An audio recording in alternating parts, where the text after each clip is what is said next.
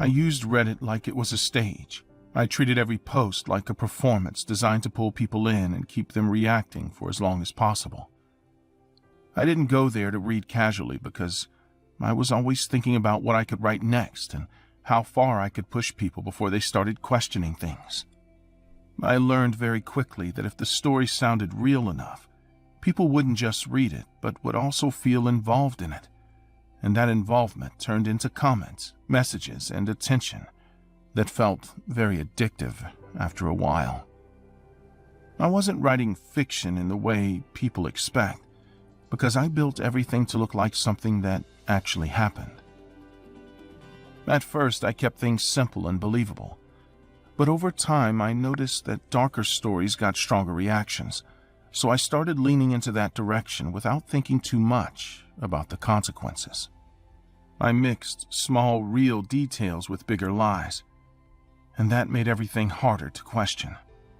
I liked watching people argue, give advice, and try to solve situations that never existed. Then I wrote a story about my boyfriend, and that was the moment everything stopped being contained. My boyfriend was not abusive at all, and that is the part that matters most, because everything I wrote about him online was completely false and built only to get reactions. He was calm, respectable, and predictable, which made him useless for the kind of content I wanted to create. So I turned him into something else in my post, describing him as someone controlling and dangerous, and I added specific situations that made the story feel detailed and real. I wrote about things he never did, using a tone that made it sound like I was hiding something serious. But he always remained anonymous. I created a fictional character. The response was immediate and intense, and it gave me exactly what I was looking for, because people reacted with concern, anger, and urgency. Some told me to leave him, others shared their own experiences, and a few asked questions that made the story feel even more alive.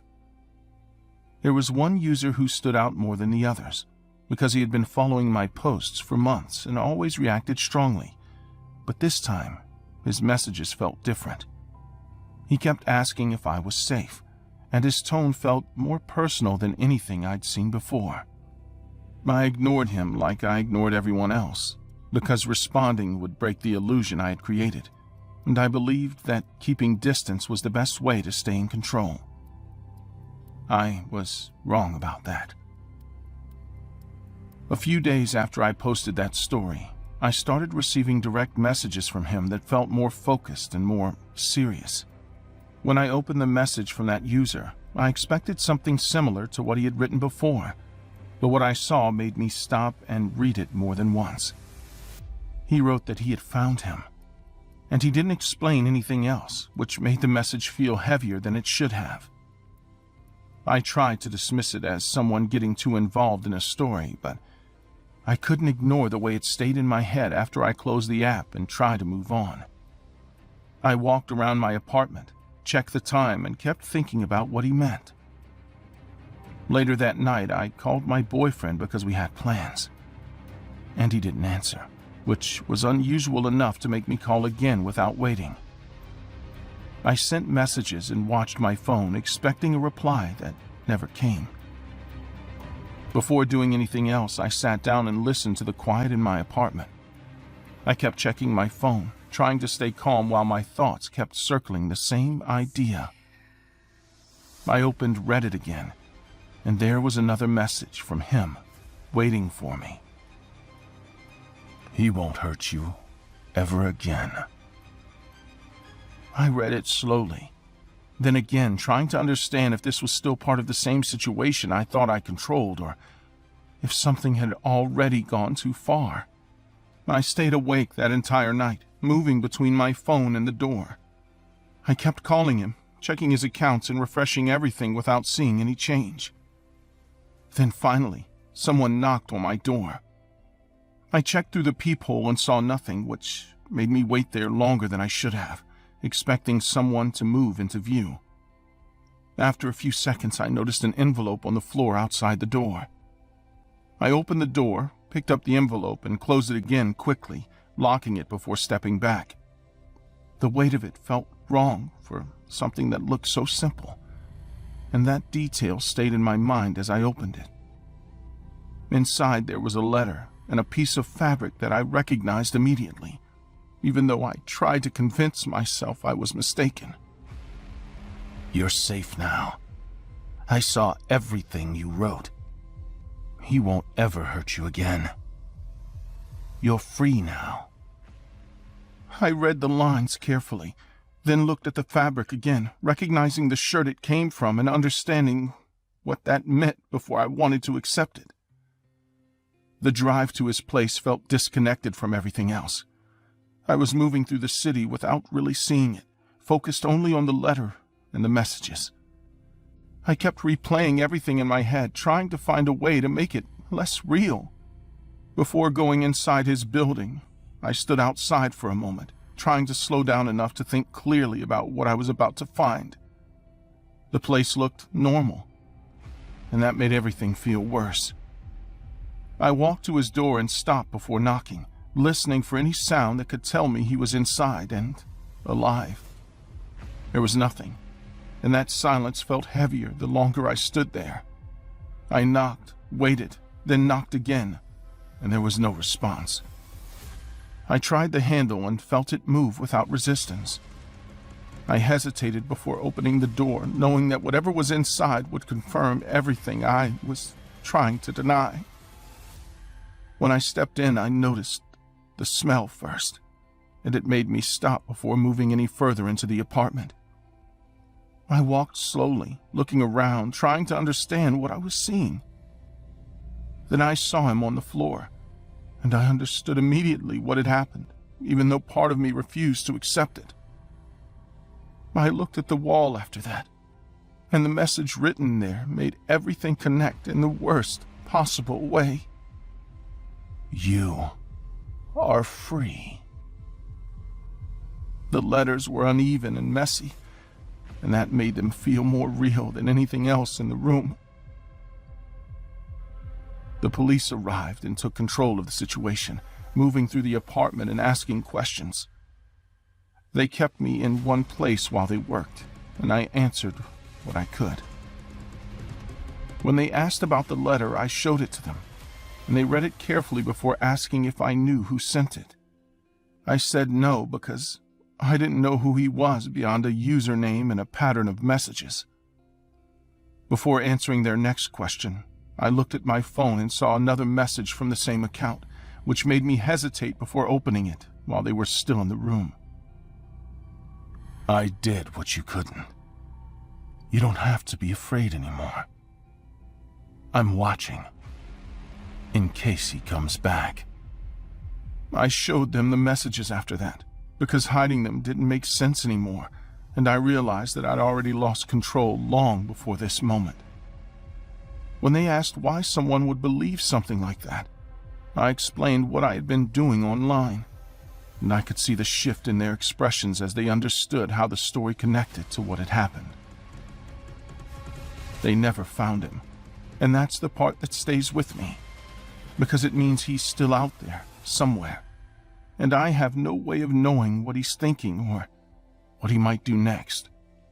The account disappeared, and every attempt to trace it led nowhere. I deleted everything I'd written, but that didn't erase what happened, and people still talk about the story in places I avoid. I stopped writing completely, because I don't trust what can come from it anymore. Sometimes I still receive messages from new accounts, and they all feel similar, like they're coming from someone who's been watching for a long time. I don't reply, and I avoid opening them whenever I can. There's one message I haven't opened yet, and I can see part of it without clicking on it, which makes it harder to ignore. "Tell me, who deserves it next?"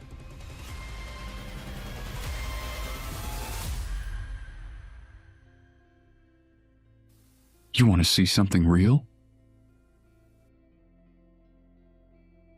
I spent most of my time on Reddit, and not in a normal way.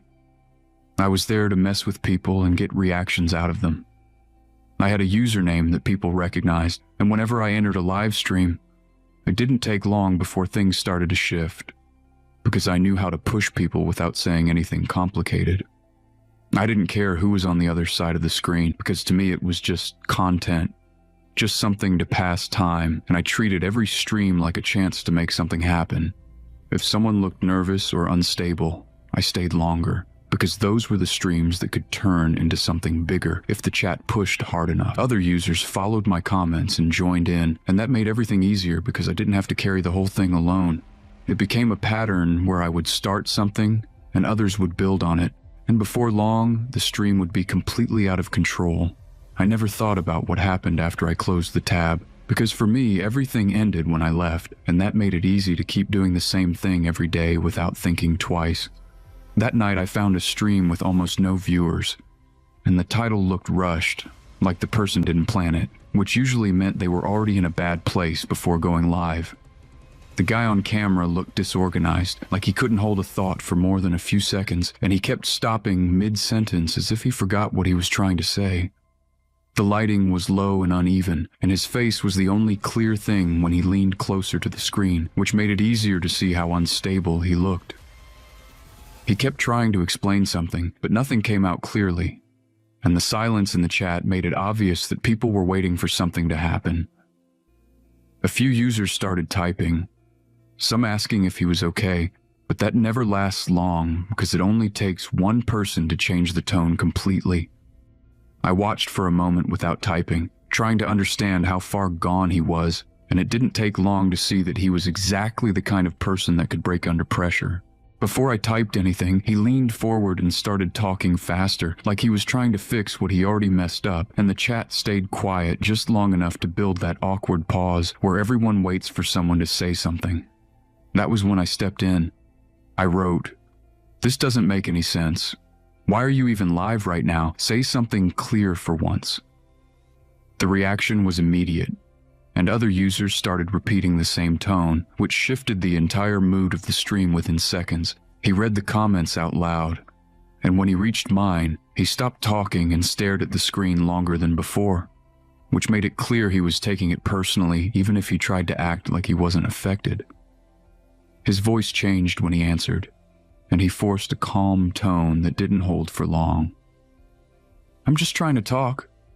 That answer made things worse because it showed he wasn't in control, and the chat responded immediately with more pressure. "Then talk properly. Nobody understands you. This is hard to watch." I added more comments, keeping them simple and direct. "You don't even know what you're saying." There was a pause where he didn't speak, and instead of leaving, he stayed there reading everything, which made the situation worse because the chat kept growing and the comments became more aggressive with every second. A few users tried to calm things down, but their messages disappeared under the rest. He started talking again, but now he was rushing and repeating himself like he was trying to prove something that nobody accepted. I just needed someone to listen.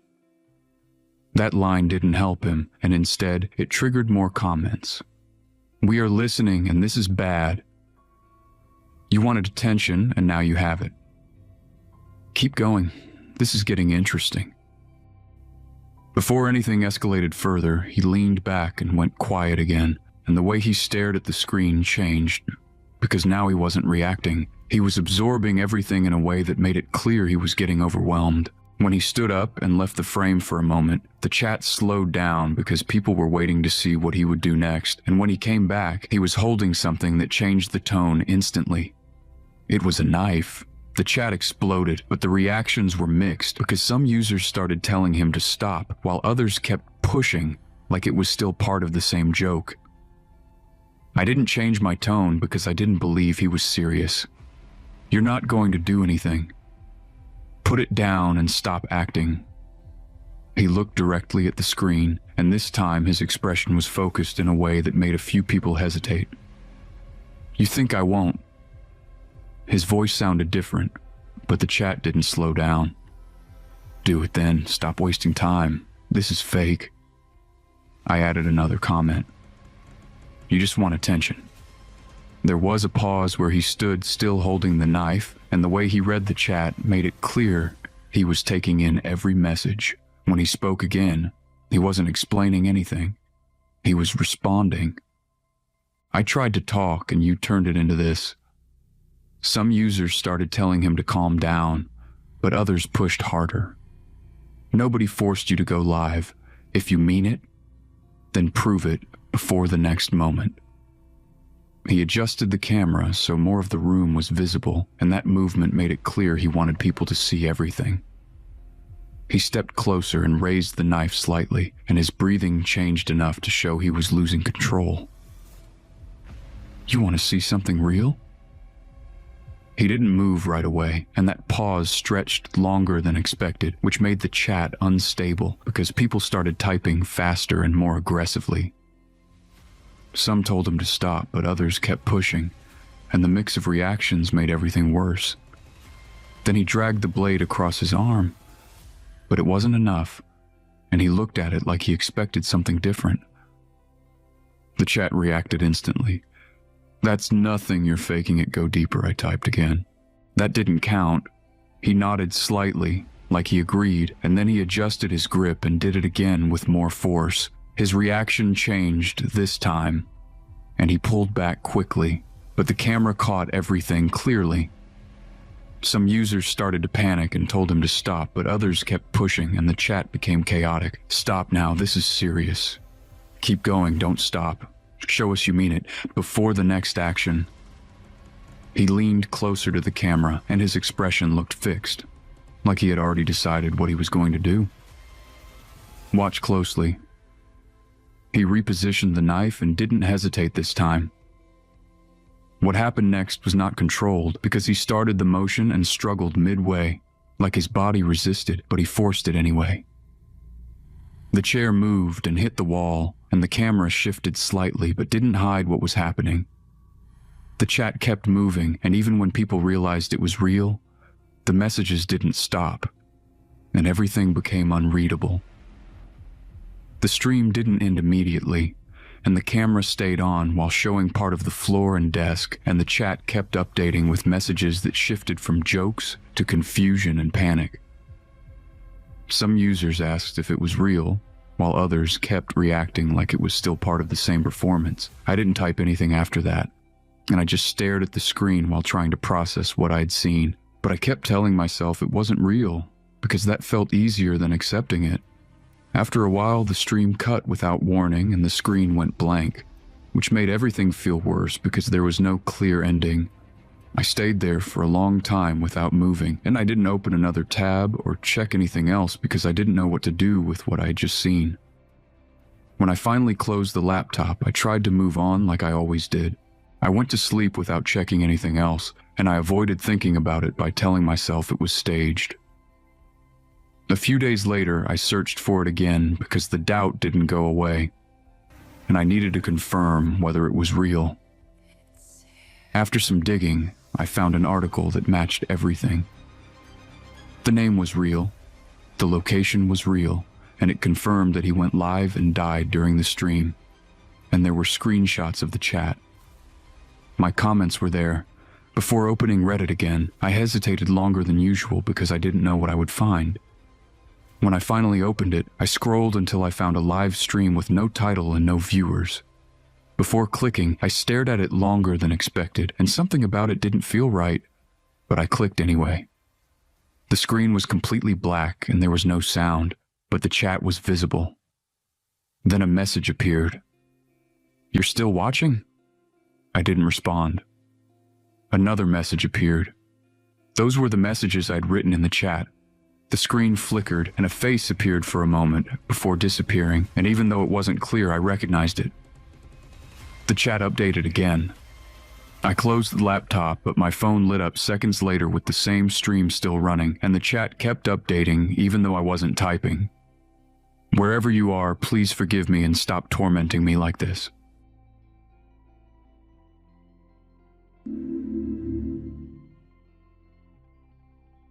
Hi, my name is Ethan, and I'm 37 years old. During my youth in the 1990s, a horror fad was taking over the world. popularized in movies, television, and even books. These new horror icons were clowns. The craze took over the world, but was replaced years later with something new. However, for me, the fear never left. That chilly night in October left a deeply rooted phobia towards clowns that still lives with me to this day. During the 1990s, my dad and I developed a weekly tradition. It started when I was 8 years old and ended that dreaded day in October. Every Saturday morning, he would take me to McDonald's for our father-son weekend breakfast ritual. Without avail, we'd be sitting in our usual booth at 8 a.m. sharp every Saturday morning. It was like clockwork. But one morning, when I was 10, something was slightly different. That morning I did the usual. I got out of the car and pulled the entrance to the door, causing a sharp ding chime. The familiar aroma of fresh hash browns and syrup greeted me. I ran to our booth to wait while my dad ordered our food. But I noticed something different. In the lobby stood a tall and brightly colored clown. He wore a large yellow suit with exposed striped socks and a long-sleeved shirt. His hair and nose were as red as the stripes on his socks. His face was as white as the snow, creating a strong contrast. He wore a comically large red smile and shoes. The clown was busy with other boys and girls that hugged him and posed for pictures. They all laughed together as the disposable cameras flashed in the hands of proud parents. My dad joined me sitting in the booth. "Did you see?" He gestured towards the lobby. "Want to go take a picture?" The clown looked happy. He looked fun. He looked like the clown that had attended my friend Andy's party. I jumped out of my seat and rushed over to him. By then, the clown had sat on a chair. Our eyes met among the laughter of the running children and bustling kitchen. "Hello, little boy," he said in a rambunctious, goofy voice. "Would you like to take a picture?" He waved his yellow-gloved hand. "Can I, Dad?" I asked anxiously. He nodded. I ran to the clown. He patted his lap twice. Hold on," said my dad. "Let me go find the camera." The bell chimed as he exited. I sat on the clown's lap. "My name's Ronald," he said joyously. "Ronald McDonald. What's your name?" I sat in silence, conflicted by my instruction to not talk to strangers and to not be rude to your elders. He didn't insist. He stared forward, grinning his crimson smile. I began to feel tension in the air. Something about his wide eyes and blood-red mouth made me uncomfortable. For 20 seconds, we sat together until his neck began to crane forward, bringing his mouth close to my ear. "I'm going to fucking kill you, Ethan," he whispered in my ear. The goofy tone was gone, replaced by a deep and raspy snarl. My 10-year-old brain didn't comprehend what had been said. I knew one of those words was a bad word that I wasn't allowed to say. But to kill me? Was this a joke? I hadn't told him my name. How did he know I was Ethan?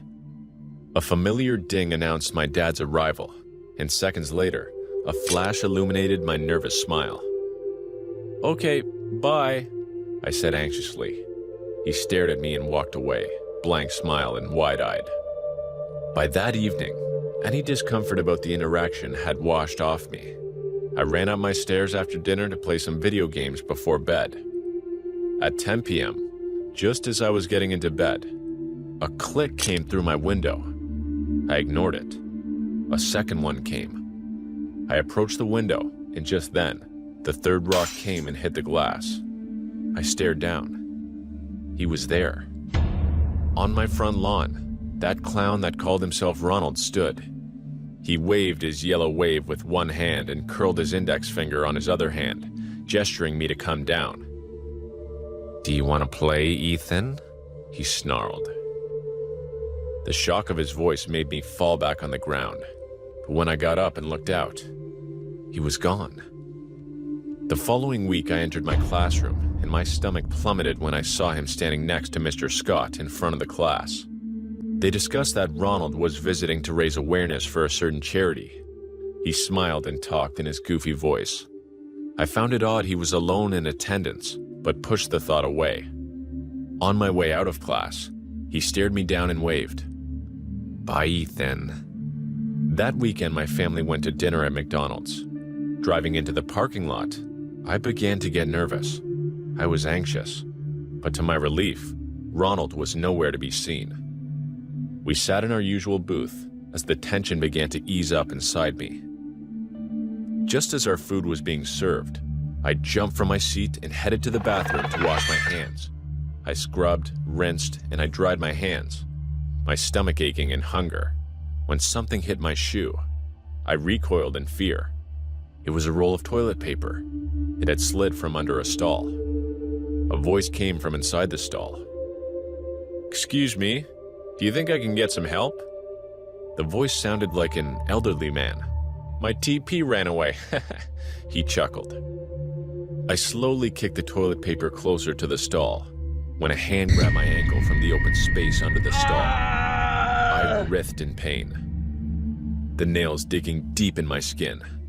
The hand pulled me towards the stall, causing my shin to break against the bottom of the wooden stall, sending splinters everywhere.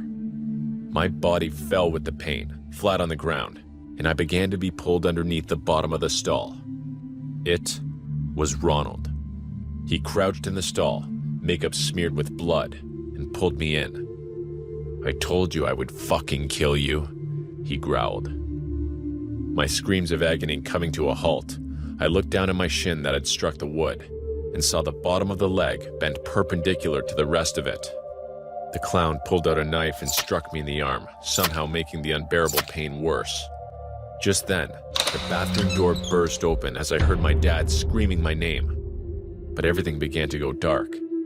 The last image I saw was the clown raise the knife and strike my other arm. I let the darkness take me away. I awoke hours later in the hospital. I had 2 broken bones and multiple stab wounds. I had lost a lot of blood, but I was told I'd make a full recovery. Ronald McDonald was actually a man named Rick Dillard. He was an escaped prisoner and registered sex offender. He had been living in hiding, coming out only in full costume and makeup to hide the face that had been plastered all over the news. Upon his arrest, police found pictures of other children in his apartment, his next targets. I looked at death in the face and somehow managed to escape. I was lucky to have gotten out alive with nothing more than a phobia to clowns, 2 stab wounds on my arms, and an aversion towards McDonald's. To this day, despite being 37 years old and the diminished popularization of clowns around the world, fear and panic strikes deep at the sight of that restaurant and its mascot. My name is Nadia, and I am 27 years old. I have 2 university degrees and I'm doing well in my job. I'm working all year round, so when vacations come, I immediately go to the mountains to rest. My friends sometimes tell me to go to the beach, but I tell them that the sand and the sun are not my things. None of this is true, but I never dared tell them what was really going on. Every time I think of the beach, horrible images invade my thoughts. Memories of a terrifying night when, just because I was in the wrong place at the wrong time, I almost didn't survive to remember it. I was only 13 years old and on vacation with my father. He and my mom were separated, so I had to divide my time to be with both of them. I had just come from a mini vacation with my mom, and now I had to spend a few days at my dad's beach house. The first few days went by fast. I was distracted by meeting people and going out to eat in the evenings, so the vacation was going by fast. Everything changed one Tuesday night. That day was usually the day that the beaches were less visited. I was returning from an evening dinner with my father, and we decided to walk along the beach. This was usually not recommended, as the beach can be very unsafe in the dark. But my father, who had been coming to this house since his childhood, assured me that nothing would happen to us. The night was coming along well. The darkness did not scare me, and seeing the beach in the dark and silence was a new experience that made me feel very good. I got a little ahead of my dad and ran along the beach until some lights caught my attention. There were a bunch of men in white robes in front of me. Some of them were holding candle lanterns, while others were together carrying a large bundle. It didn't take me more than a few seconds to realize what was inside that bundle. It was a human body. I couldn't see the human form, but the size was that of an adult, and I could see the blood dripping from the black bag. My first reaction was to run crying. But before I could do anything, my father was already looking at the same scene as me, except that he was not hiding. As soon as he saw the image, fear took hold of my father. He gave a muffled scream and ran away without looking in my direction. The hooded men turned around and saw him. Some came closer to where I was, still without seeing me. But as soon as they could see my father's back, they seemed to be satisfied, so they went back to where they were and continued on their way. Although I was scared too, I managed to keep my composure and stay calm enough to slip away without making any noise.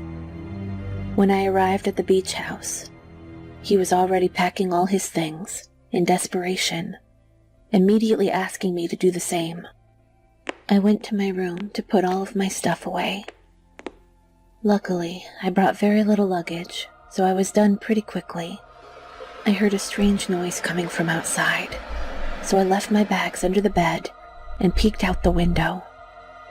On the other side, shadows moved quickly and stealthily behind my house. Suddenly, I felt a loud knock at the entrance of our house, and I could barely react as a bunch of footsteps invaded our vacation home. As soon as I heard the noises, I ducked under my bed with a knife to protect myself and put the suitcase in front of me so they wouldn't see me. Behind it, I could see how a pile of boots covered with the same white tunic I had seen on the beach surrounded the house. Some of them came into my room, but left without much interest when they saw it empty. I kept taking deep breaths and praying that my father might escape, but as if in response, I heard his screams coming from his room, and within seconds, noises of him being dragged through the house. The men in white dragged him into the dining room, and for the first time, I could see him from under the bed. One of them approached him and told him he had interrupted a sacrifice that they were making to appease the wrath of the sea, which was adamant about offerings. My father tearfully asked for forgiveness, but none of these people were the least bit interested in listening to him. While some of them held him by his arms and legs on the dining room floor, the one who spoke approached him with a knife and drew some symbols on his belly with a pen. They were symbols I had never seen before, but that was the least of our worries. The man threw the pen to the side of the house, and another one of the hooded men carefully picked it up and put it away. The man who was talking and drawing was clearly the leader. The leader then began to rub the knife across the patterns on my father's body, marking him while ignoring his screams. Suddenly, he tightened his grip on the knife and cut open his stomach.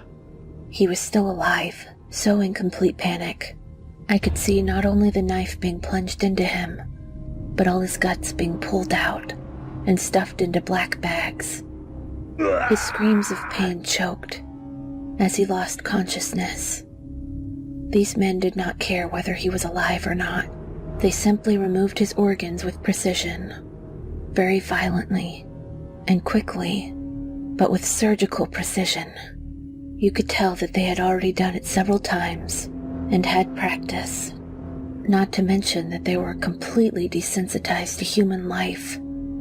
After they finished, they simply gathered up all their bags and left, while others stayed behind to clean up any traces of blood or anything that might incapacitate them.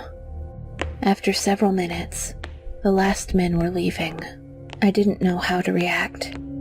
I had witnessed everything that had happened to my father, and somehow, they hadn't detected me. The men had already left, so I threw the suitcase and prepared to leave. But the footsteps continued, and a man came rushing into my room after hearing the noise I made. By the time he came in, I had already hidden again, but he knew something was wrong. This person ran my suitcase and saw me. He tried to reach for me with his hands as I went backwards, and after a few seconds, he managed to grab my leg. When he pulled me back, I used the knife I kept with me, and with my eyes closed, I stabbed him in the eyes. Instead of running, I pressed the knife into his face and made sure it went in as far as possible. When I was sure he was dead, I ran out of the house with my cell phone and called my mom, who thought everything I told her was a lie. After coming to look for me and calling the police, they found no trace of my father, but they knew who the culprits were. As their leader had said, the murderers were part of a clan that was dedicated to making sacrifices for the sea. They could never find them, as they always performed their rituals at a random place and time. After that, I went back to my mother and decided to never go to the beach again, even if I went to one far away. I would feel that those people would be there, looking for me to finish their work. Before I tell you my story, I'd like to introduce myself. I'm Jonah, and I'm currently 19. The story I'm about to tell you happened to me when I was 11 years old. As the only child of a wealthy family, I used to be very noisy and spoiled. My father would go on business trips every month and stay in other countries for days. He was a hard-working man, but his ambitions caused me to spend my childhood fatherless. However, my mother was always there for me, and being rich helped us a lot. Although I lived a life that a child could only dream of, everything changed when I was 11. We began to receive news and letters from different banks that would describe how much debt we were in. It didn't take long to realize that my father's company was bankrupt. Everything happened so fast. In a couple of months, our family became poor. My father, instead of being around us, decided to divorce my mother and flee the country as soon as possible. Thus, we were left behind with no money. But the terrorizing event that I'll tell you about now happened after all this chaos we faced. My mother started to work so that she could provide food and shelter for me. We moved to a tiny and dirty flat with one room in it. The neighborhood was not trustworthy, to say the very least. I could always hear people crying, shouting, and beating each other in the streets. Every night, I would wake up with loud sounds of guns being fired off. I hated living there. There was nothing we could do. This place was the best we could afford at the time. One day, my mother returned from work. She opened the door and came inside the flat. I could see that she had brought a friend with her. Her friend was an older man with white hair and a long beard. Something was unsettling about this guy's eyes. He had dark brown eyes with wrinkles around them. What made me creeped out by his eyes was how he was looking at me. At his first glance upon me, his eyes shined with unearthly madness and an incredible sense of joy. He opened his mouth and showed his toothless gingiva. He was trying to smile, but all I could see was an endless void. Unexpectedly, he was a very muscular older man. I could see some scars on his arms that looked like knife wounds. My mother introduced the man to me and started to tell me how they met. This older man was our neighbor. He was living downstairs with his sick wife. This older man was my mother's hero, as she told me several times. Around a couple of minutes, I was introduced to this man. When my mother was on her way home from work, a couple of teenage thugs from the neighborhood had tried to mug her. She told me that the older man had come running to rescue her. He saved my mother, which is why she invited him to our flat. After hearing this story, my prejudices toward the older man replaced themselves with a sense of gratefulness and admiration. We started to talk. At first, he seemed a bit weird, but after a while, we began to enjoy the conversation. There was laughter and joy. He sat with us for 3 hours, and as he was about to leave, he hugged me. His grip was way too strong, and his breath smelled like garbage. As he was hugging me, he said, "Oh, you're such a good child that I just want to take you to my house and caress your hair for hours." His strange sentence creeped me out, but my mother took it as an act of affection. He wished us a good night and glanced at me one more time before he left. After he left, I went to bed and started to sleep around 3 a.m. I woke up because of a troubling and familiar smell. At first, I didn't understand why the smell was so familiar, but when I opened my eyes, I realized that the smell was the older man's breath. I saw his face right on mine. He was leaning over me with an open mouth. The room was dim because of the moonlight shining through the window, and that dimness allowed me to see the red veins in this man's terrifying eyes. He grinned as he looked at my frightened face, and a drop of saliva fell from his mouth onto my cheek. He whispered very quietly, "Don't worry, Tim. Your daddy will always protect you." It freaked me out. I remember everything going dark after seeing that horrible scene. I fainted, and when I regained consciousness, it was already the afternoon. I searched the house to find out if the older man was hiding somewhere, but I couldn't see him or my mother at the flat. That time was around 2 p.m., so I figured my mother was just at work. It was probably just a nightmare, I thought, and I continued hanging out inside the flat as if nothing happened. When the night fell upon our wretched neighborhood, I heard a fright that had started on the street. I peeked from the window, and I saw my mother lying on the ground while the older man was frightening 2 young people. I rushed outside, screaming and crying, "Mother, you all right? Mother!" The old man fought off the youngsters and told them to help me carry my mother inside our flat. Still shaken by the nightmare I saw, I hesitated to trust him, but I realized it was the most logical thing I could do in that situation. We carried my mother inside, and the man told me that she was not badly injured. I thanked him as he tried to wake my mother. After several attempts, he gave up. Realizing that she would not wake up, I started to get worried. My worries grew bigger as I saw the man smiling and looking at me as if I was a prize he wanted to have. "Tim, your daddy missed you. Your mama is ill. Do you want to see her and hug her?" he said as he approached me. "My name's not Tim. Stop calling me that," I shouted as I grabbed the chair next to me. My arms shook because the chair was heavier than I thought. He laughed and said, "You would not hurt your daddy, would you? Put the chair down, Timmy, and let me take you to our house. Your mother missed you." As he came closer, I hit him as hard as I could. His voice changed, and I could sense his anger. "Timothy, you will listen to your father. You are coming with me," he yelled as he pulled the chair out of my hand and grabbed me by my hair. He dragged me to his flat downstairs. As he opened the door, I started to smell the disturbing scent of the house. What I saw in that house is still the reason for my sleepless nights today. I saw a skeleton-like figure lying on the couch with rotten skin. The corpse's skin looked like it had melted and mixed with the sofa. I screamed as hard as I could. I tried to escape as the old man called me Tim and told me to stop frightening my dad. I knew that I wouldn't survive this if I didn't fight dirty. So I bit the older man's hand so hard that I actually ripped a piece of the flesh out. He let go of me as he shouted curses, and I ran upstairs. I got inside my home and locked the door. When I got inside, I saw that my mother was conscious and already calling the police. She told me that it was the older man who knocked her unconscious. While we waited for the cops to arrive, the older man tried to break into our place for 10 minutes straight and finally managed to do so. As he burst open the door, my mother and I screamed so loud. At that moment, we heard police sirens. The older man jumped on us, and I could understand that his only intention at that point was to kill us. We tried our best to defend ourselves as he punched and scratched us. He maniacally continued to hurt us until we heard gunshots. The older man got shot several times, and his motionless body fell onto me.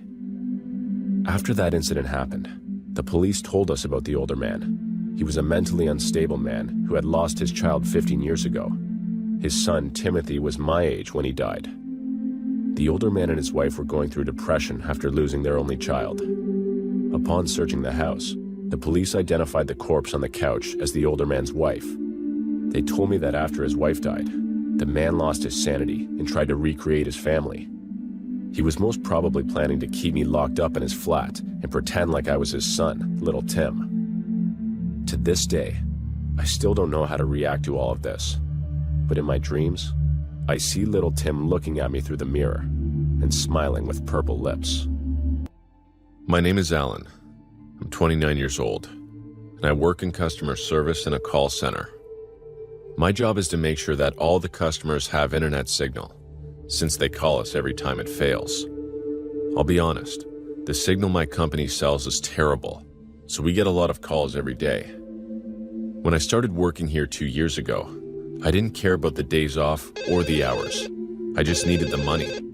Not only did I agree to work weekends, which is when they pay the most, but I also offered to work the night shift, since I would have to be paid for night hours. When I started, I was really comfortable, no matter what time I worked.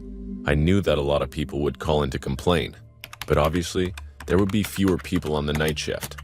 Also, many calls on the night shift during the weekend were just prank calls from bored teenagers, or others who maybe had one too many beers and forgot to turn on the internet or their cell phone.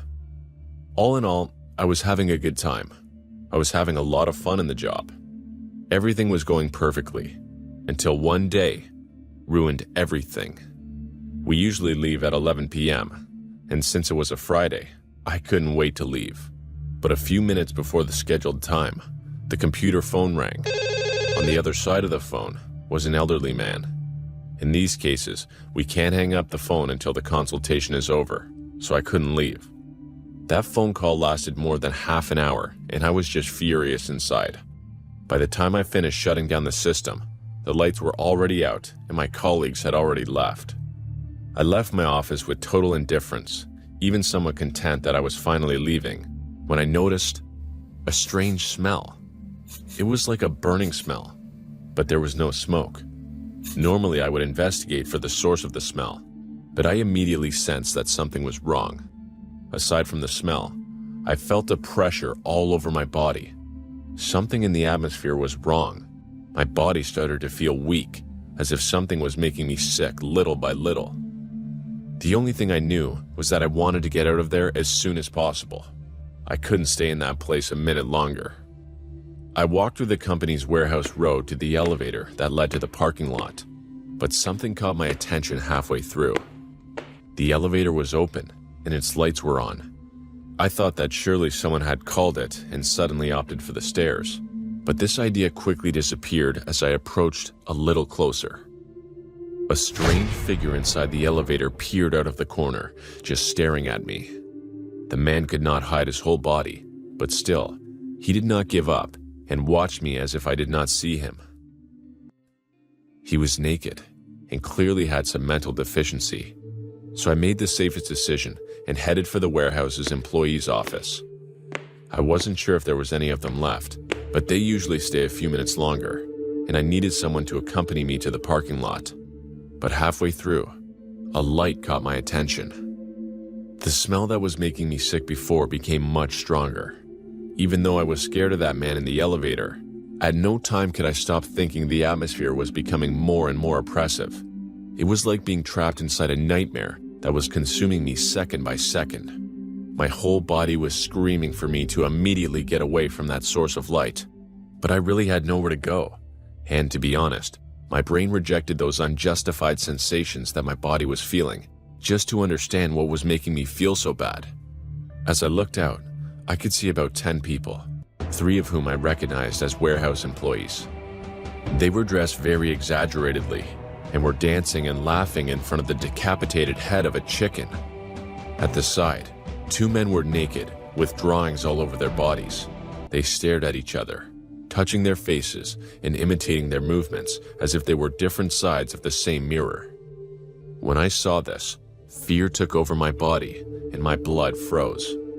I'm not religious, nor do I believe in satanic possessions or spells, but there is something I do believe in. Those warehouse employees were known to be very violent. Several of them had a reputation for getting into fights just for fun and threatening anyone who passed by, and I was sure that none of them would appreciate my presence in that place. I wanted to quickly head for the exit and pretend I hadn't seen anything, but my muscles were so tense that I couldn't help stomping on a shelf. I couldn't handle the fear and desperately ran to the elevator. Already in the safety of the lights and the background music of that small space, I quickly pressed the parking button, but the doors would not close. A hand was stopping the elevator, and a face was peeking over the doors.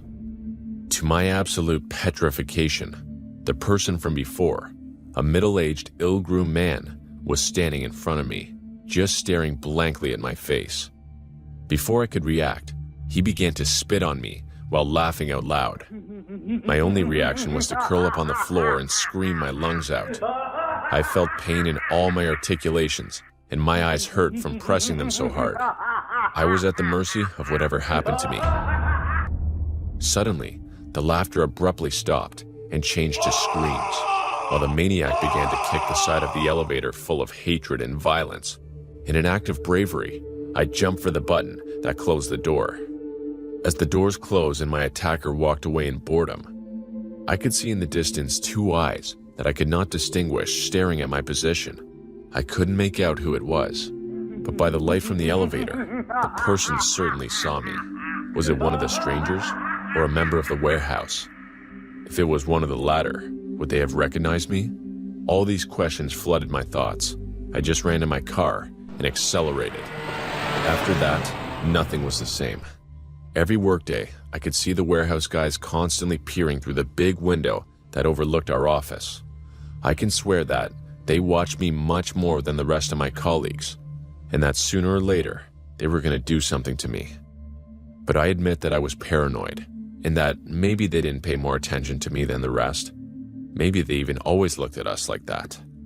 A few days later, I started to pack my bags to move and never come back. But I realized a message on my doorstep that froze my body. The message said that if I ever left that job, me and my whole family would disappear. Those few words were enough to scare me to death. I decided it was too dangerous to leave. I didn't know what these people were capable of, so I just asked to move to the morning shift. At first, I thought this would make them angry, but when I didn't receive any other messages, I thought not. To this day, I still wonder why they didn't let me leave. I guess maybe they wanted to keep me around to control me, or maybe they have some plan to hurt me when the time is right.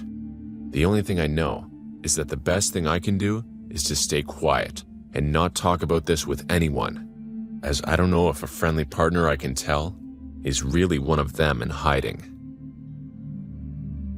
I am Kelly, a 21-year-old woman who used to be a content creator on OnlyFans. I would like to share a dark memory of mine with you. This happened about 3 months ago. I, as an OnlyFans user, used to share my pictures that would appeal to those who would appreciate the beauty of a naked body. 3 months ago, I was mostly sharing these kinds of pictures and sometimes videos of me on the platform. The profit I was gaining was decent enough for me to keep on posting the kind of content that I would post, but with a desire to earn more, I started to meet with my fans.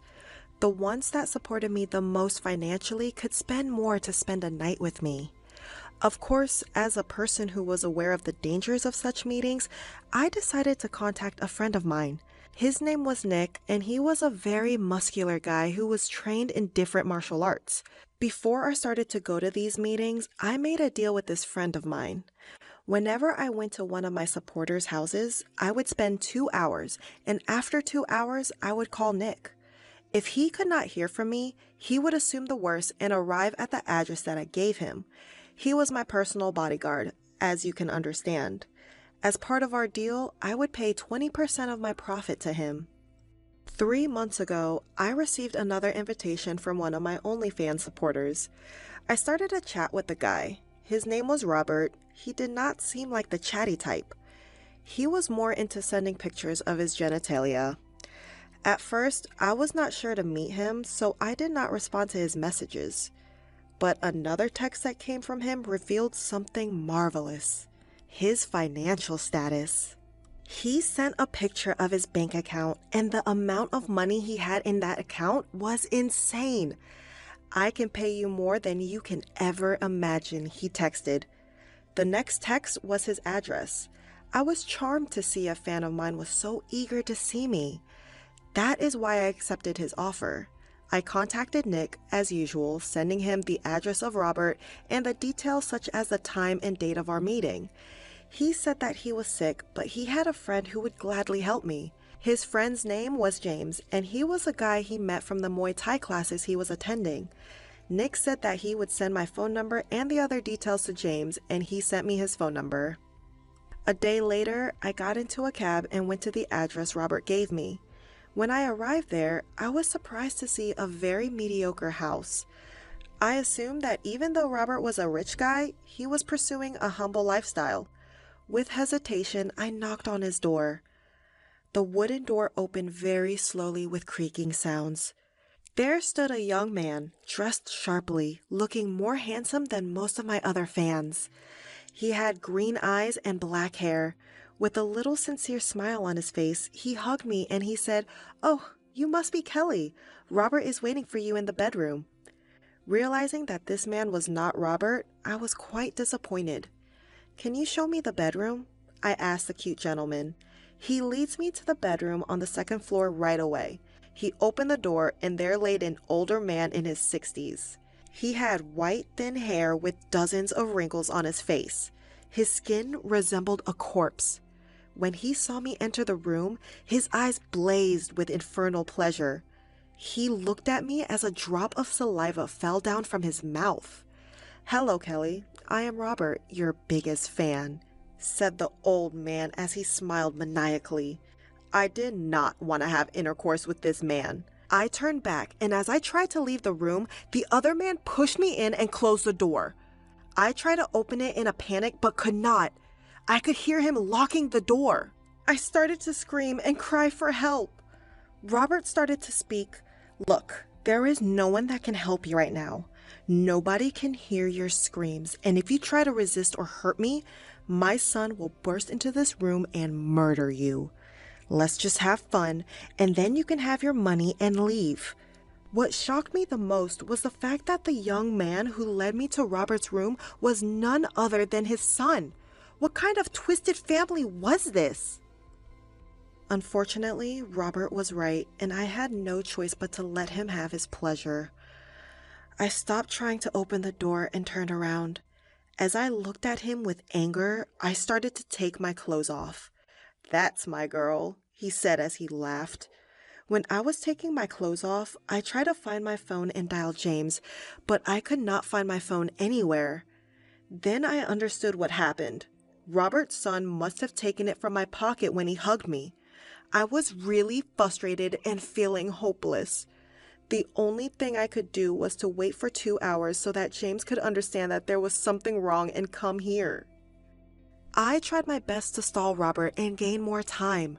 Robert seemed to be frustrated at first, but when I told him that it was part of foreplay, he appeared relaxed. I ran around the room telling him to catch me. I hid under his bed. I made my makeup over and over again. I did all of this while giggling, making it look like I was trying to tease him, but in fact, I was just trying to gain more time. After a moment, he got tired of it and demanded me to lay down. I laid on the bed, and as he approached my body, I asked to go to the bathroom. He told me that he could not wait anymore as he held me by my wrists. I tried my best to free myself from his grip. He was a lot stronger for an old man. After minutes of struggling that felt like hours, I managed to free myself and instinctively hit him. He angeredly shouted for help, and his son burst into the room. He grabbed me and held me down. I tried to fight back, but I could not. While we were struggling, my phone fell from the man's pocket and landed right next to me. I don't know how, but I managed to reach to my phone and call James. The man punched me and took the phone away from me. As he did that, I heard the ringing of another phone. The man looked at me and started to laugh as he took his phone from his pocket.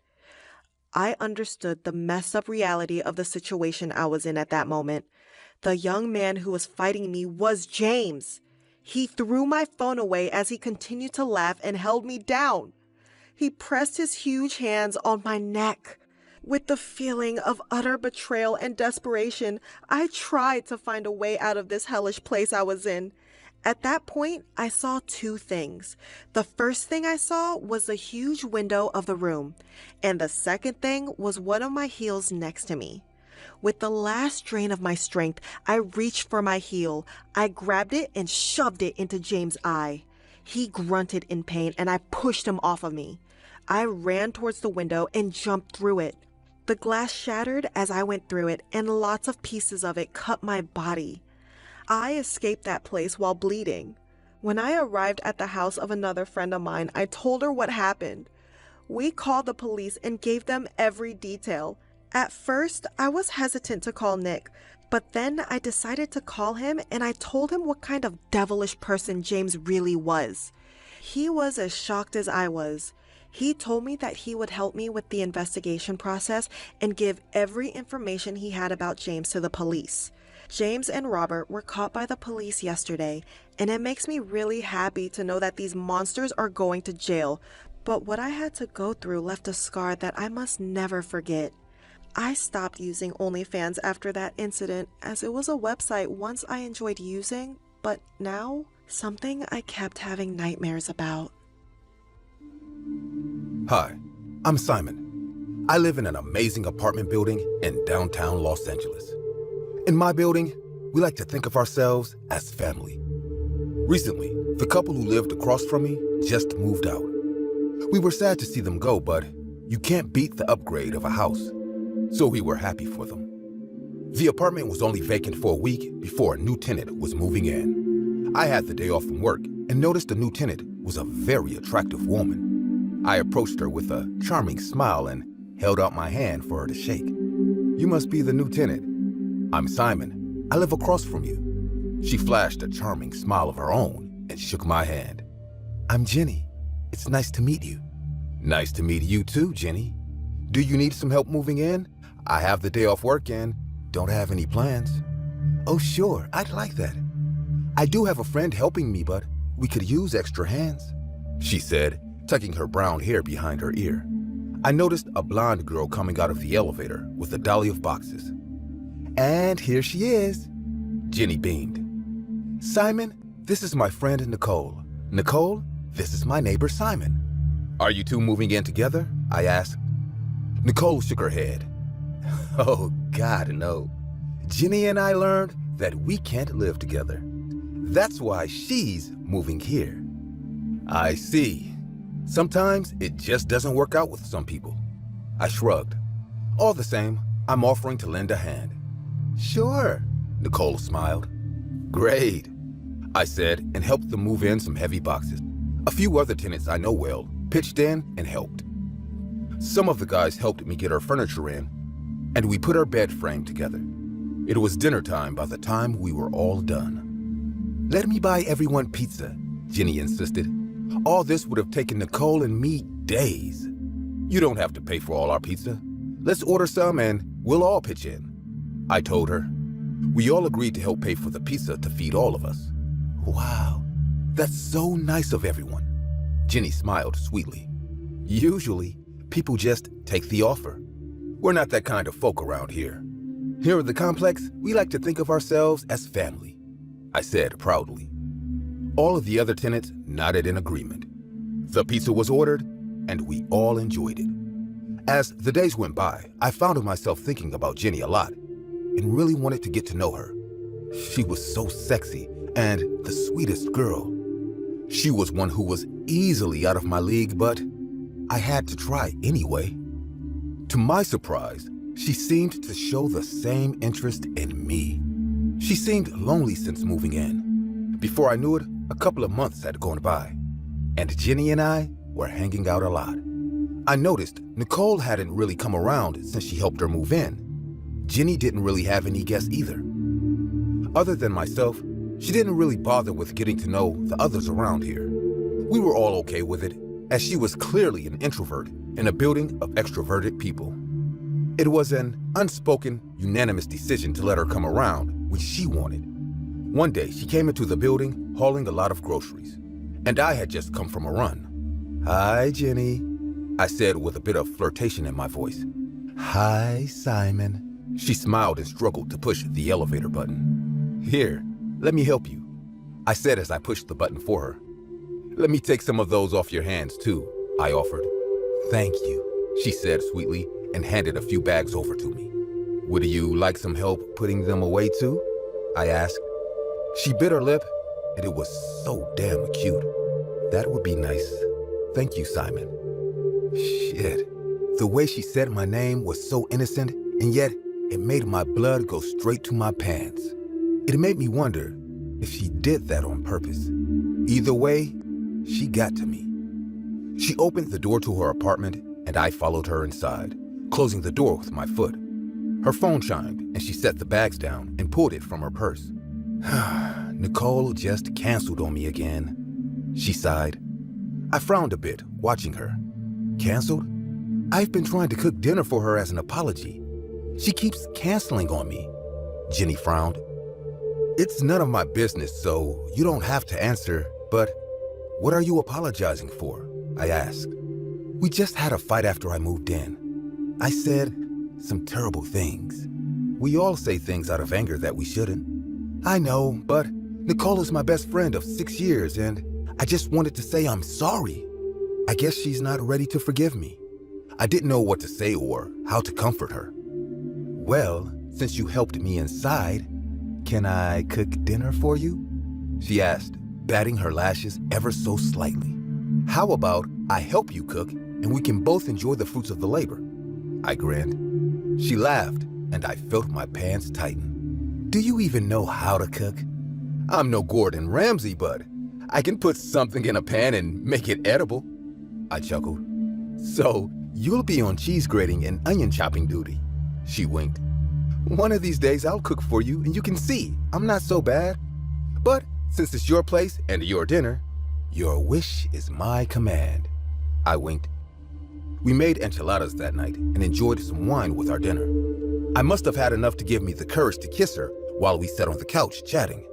She kissed me back and crawled on my lap. We sat there, making out, and I let her know that I wanted her. Next thing I knew, we were in the bedroom, and I had the best sex of my life. We fell asleep together. I woke up sometime in the night, needing to pee, but I found myself unable to move. I blinked to clear my vision and found myself bound to the bedposts and my legs tied together. Jenny wasn't anywhere on the bed. I struggled against my restraints, and Jenny came in the room with a cleaver. Jenny, what are you doing? I asked, trying to hide the fear in my voice. She said nothing, but opened the closet door. She pulled a bunch of thick plastic off something, the kind of heavy-duty plastic they pack mattresses in. An awful smell hit me, and I looked in horror as I saw her friend Nicole's lifeless body. Her face looked bludgeoned, and her limbs were all dislocated. I don't know how to make her forgive me, Jenny said as she brushed the hair from Nicole's face tenderly. Jenny, she can't because she's dead. No, she's not, Jenny yelled and looked at me with piercing eyes. I just put her in a deep sleep. What are you going to do with me? I asked, trying to sound more curious than frightened. I'm going to put you in a deep sleep so you can be with her. I know she wanted you. I saw the way she looked at you on move-in day. I like you, Simon, but I did a bad thing to my friend, and now I owe her, Jenny said as she stood up and walked to the bed with the cleaver. I fought against my restraints. Jenny, you don't have to do this. I can help you. I hollered in protest, but she ignored me as she straddled me. I writhed beneath her, trying to get her off me, but due to my restraints, she only bounced on top of me. She went to strike me, but I managed to bounce her enough that she missed my throat, and by some stroke of luck, she cut one of my hands loose. I shoved her off me as hard as I could, and she fell on the floor. The cleaver was stuck into the bedpost, and I grabbed it, using it to free my other hand. She came at me, and I waved it at her. She backed off, and I managed to get on my knees, and I grabbed her and banged it against the dresser and knocked her out. Police came, and it turned out Jenny and Nicole were best friends. But there was something wrong with Jenny. Nicole told her to move out or she would put her in a hospital. The Complex family remains strong, but we don't get close with newcomers anymore. Hey, I am Stacy. Today was my very first day of university in a new city. I was very excited and at the same time a bit nervous as I was about to stay away from my family for the prime time. I settled myself in the hostel room and straightforwardly went to my university. The vibe of the university was phenomenal. I had already made 2 friends from my class, Rose and Stella. It was all good until I noticed a guy looking at me. I recalled that he was even present at the bus stop in the morning. It was very unusual. A few minutes later, he entered the classroom and sat beside me. I decided to ignore him so that he would stop gawking at me. At least, that's what I believed. After the first lecture was over, he took off from the class. I won't lie, I was relaxed. The entire day was exhausting. It was about 6:30 in the evening, and I was waiting for the bus to come to reach the hostel on time. It was too cold over there as the winter was at its peak. Suddenly, I realized there was a hand behind me touching my shoulders. I immediately turned back, and I saw him.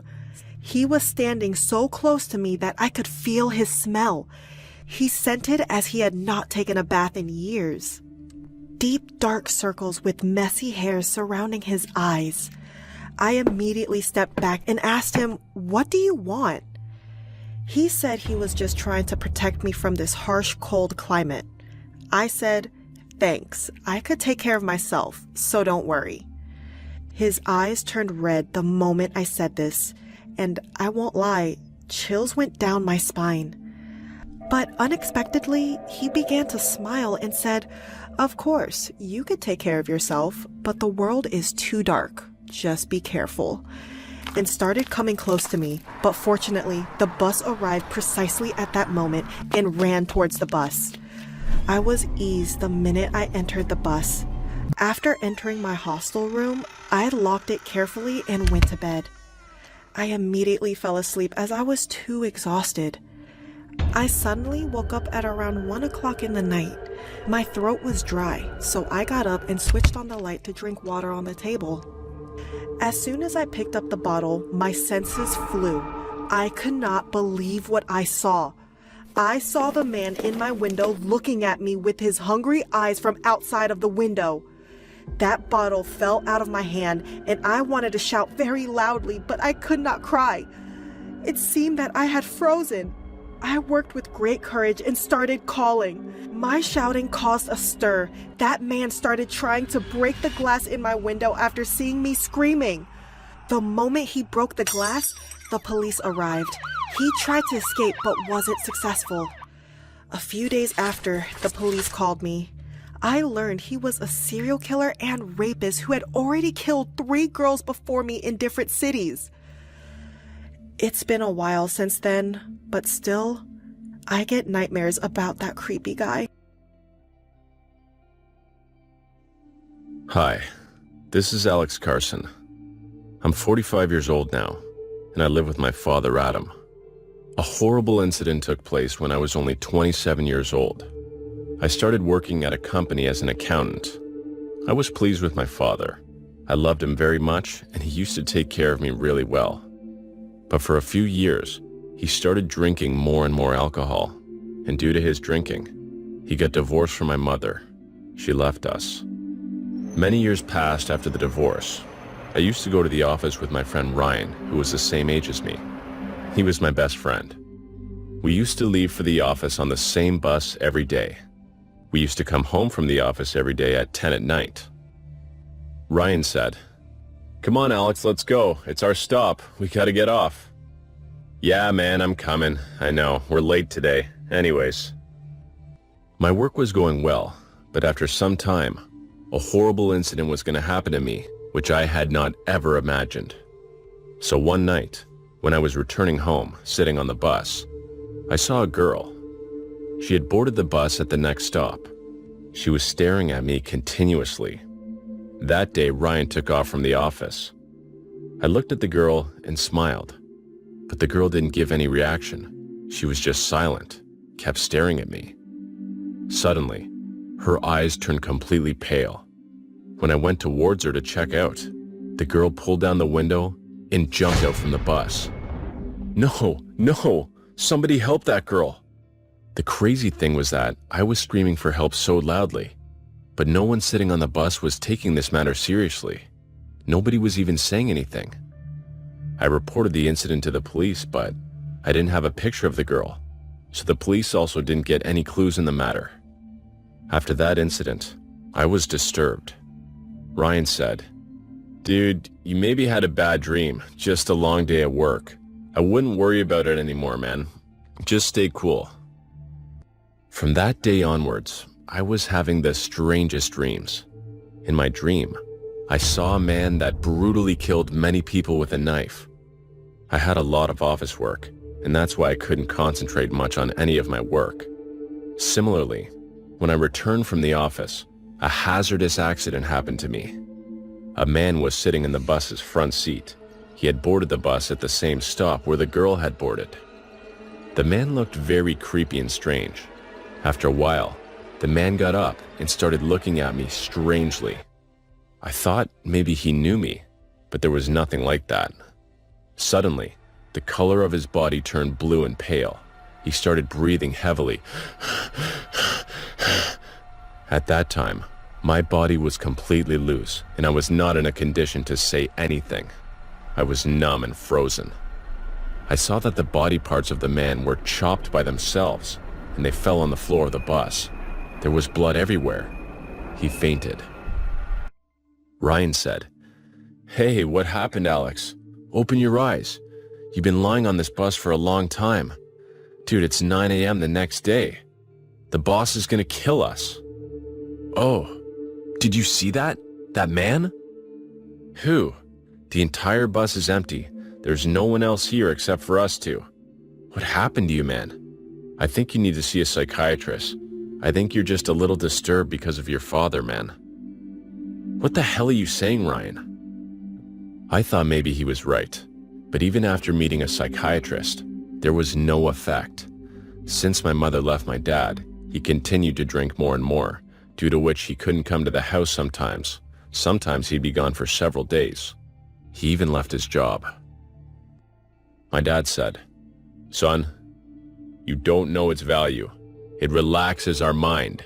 I need it. Just go to work." One day after that strange incident, me and my friends jumped on the bus. The next stop was about to come. This is that same stop where the girl and that unknown man got on the bus, and again, I started to get scared. I thought that maybe this time, something crazy might not happen, and that it was finally over. This time, 4 people got onto the bus. They were all friends. They were talking to each other and seemed very happy. Thank God it was all normal. But after a while, their expressions changed. Their eyes turned completely red. They all started moving towards Ryan. Ryan was just sitting there reading a magazine. I yelled, "Ryan, stop reading!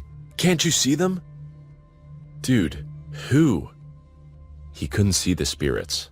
Yes, I realize now they were spirits. All the spirits were visible only to me, but I didn't know the reason why I could see them. Suddenly, all 4 spirits entered Ryan's body. They went through his mouth, and it looked like smoke was going inside his mouth. I was creeped out. After that, Ryan was fully possessed. He started speaking loudly in the voice of a woman. "I will kill your father soon!" After that, Ryan's head automatically turned backwards, and he died right there and then. I informed the police. The police didn't find any evidence. I was distraught. My father didn't come home for 4 days. I searched for my father, but I couldn't find him anywhere, and I thought I'd find out the truth. So after the office one day, I again boarded the same bus to come home. I had to get to the bottom of this. When I got on the bus, the same bus stop came, and this time, a couple got on the bus. They seemed regular, happy, but I wasn't falling for this stuff again. Soon their attitude changed, and they both came towards me. The couple started grabbing my hand. I was in a lot of pain. I started screaming. By the grace of God, The second the bus stop came, my father got on the bus. "Dad, help!" Later, I realized that this was no ordinary bus. The passengers sitting in it were also no ordinary people. My father said, "You guys ruined my life, but didn't ruin my son's life. Since when do you guys come into my dreams and scare me? But now you do this to my son? You guys took my life. I'm begging you. Son."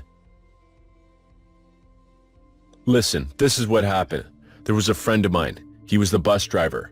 I used to get very jealous of him because he was delighted in life. And me, I was so sad. I mixed sedation in his drink one day. Because of that drug, he and all the passengers sitting in the bus had an accident and died on the spot.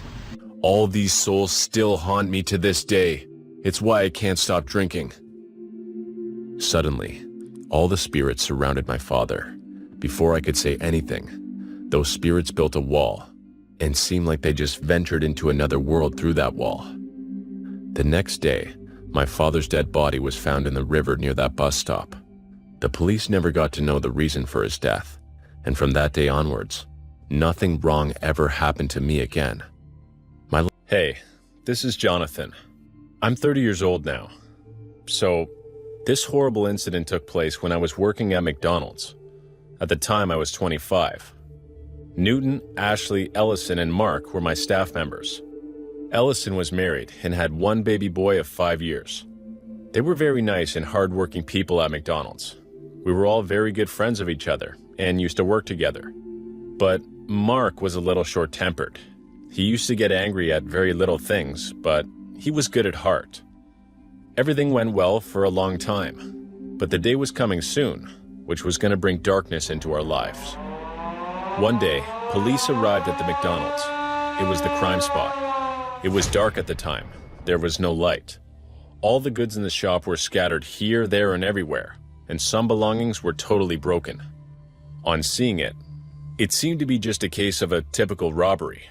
But it was not a case of looting. It was more sinister than that. "Come on, soldiers, go ahead." On moving forward, they found me unconscious. And there was Ellison's dead body in the freezer. Someone had brutally killed her. Firstly murdered and strangled her, and choked later. They found Ashley in the bathroom. She was lying there in very bad condition. She was about to die. Her throat was bleeding profusely because the murderer had stabbed him in the throat with a fork several times. She wasn't dead, but she was not able to speak or say anything. She was bleeding profusely from her mouth also. The murderer had shown no mercy at all before killing these two. Mark was also lying unconscious there. He was also hit very hard on the head and had a cut on his chest. He was bleeding also. We were taken to the hospital. I was completely blown away knowing the truth about this horrible incident. I had no idea who would have done all that. Police officer Andrew called me to the police station for interrogation. Ashley and Mark did not regain consciousness because their situation was critical. So I was in the police station. Andrew said, "Do you remember anything about what happened that night?" "No, sir. I didn't see his face." "Tell me what you remember of the night." "Well, it was around 11 at night. At the time, someone cut off the light at McDonald's, and it became dark everywhere.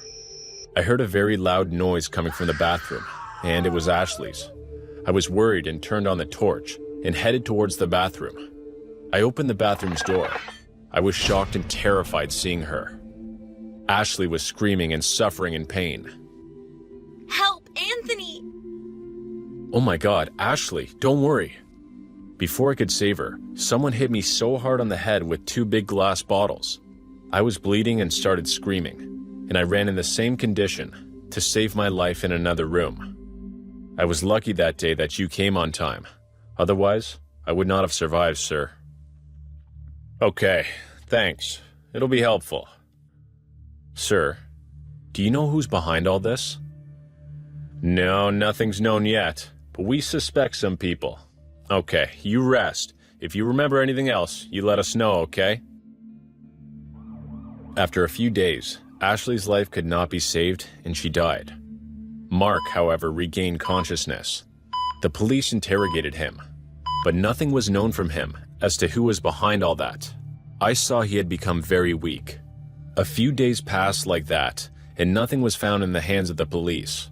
Then, after some time, the time came when the mystery was about to be revealed or opened in front of everyone.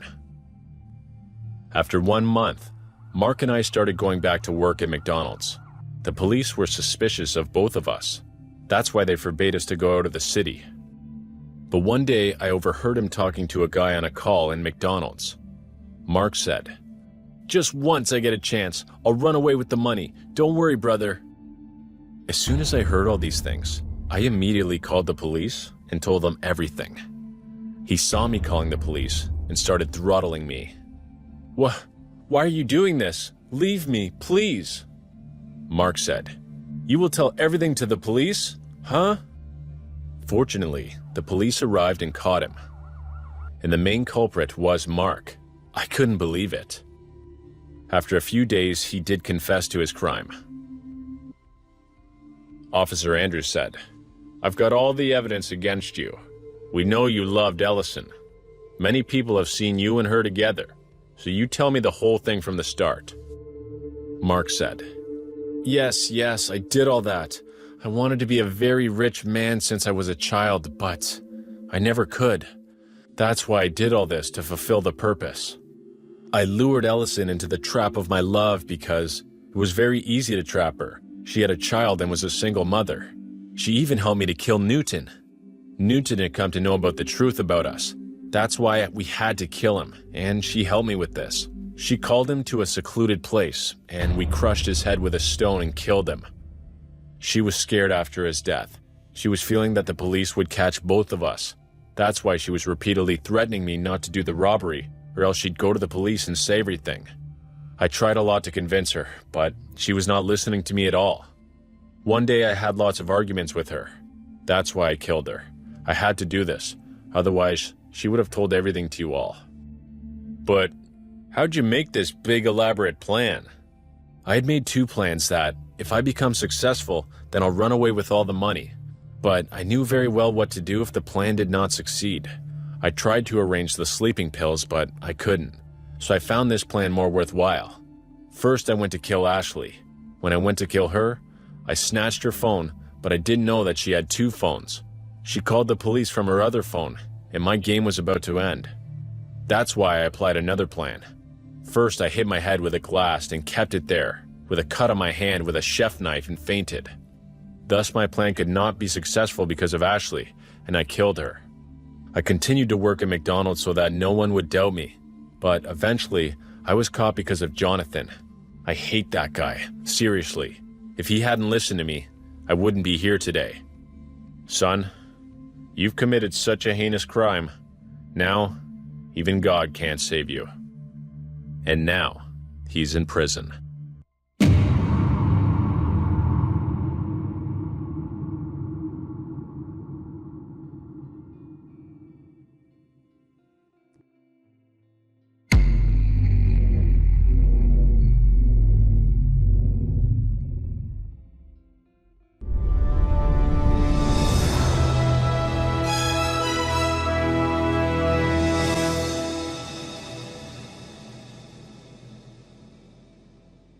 God, I hate business trips. But it's part of the job. This time it was South America. Our plane descended into what looked like a heavy cloud of mist. I wiggled around uncomfortably in my seat. I shoved my coworker Jack awake. Hey, we're landing.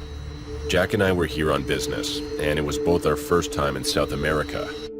His eyes were heavy, looking out the window. Is that rain? It wasn't rain. It wasn't mist. In fact, it was the opposite. We were descending into a cloud of dust that stretched hundreds of miles, as far as my eyes could see. "Welcome to Arica, Chile," announced the pilot. "Where the local time is..." Jack and I weren't listening. Our eyes were fixated on what was outside the window. The plane penetrated the dust cloud, where we couldn't see more than a few feet outside the window.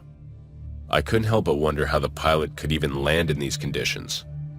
The plane landed safely despite my worries. We exited the plane and collected our luggage. As we set foot outside the airport, Jack and I stood in awe.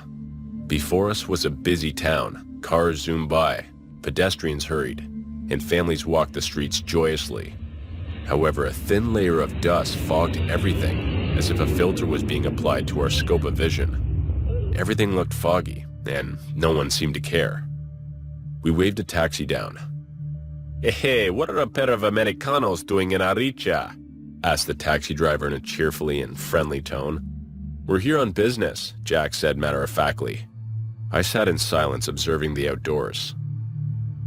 We drove through deserted fields of weeds and dry roots that were covered by a thin layer of dust. What might have been a luscious image of green life and vegetation at some point in the past was now a scene no different than that of a desert, where the only signs of life were occasional stumps and tumbleweed riding air currents. "Has it always been this dry?" I asked. "Oh no," he said in a jolly tone. "You all don't know?" He glanced back at me. "It hasn't rained in Arica in what? 121 weeks now. It's the longest drought in Chilean history." He continued, but my attention gravitated towards the growing desert outside. When we arrived at our hotel, we learned that the hotel didn't exist. Instead, we were greeted with the knowledge that we were staying in a dilapidated hostel down the road, where we were scheduled to have our business meeting. The hostel consisted of a lobby area and 3 rooms, 2 of which were empty. The inside was equally as battered as the outside, and everything inside was just as dusty. Our room consisted of 2 stiff beds, an old wooden table that seemed to be waiting for an excuse to fall apart, a non-working television, and an AC unit that rumbled wildly.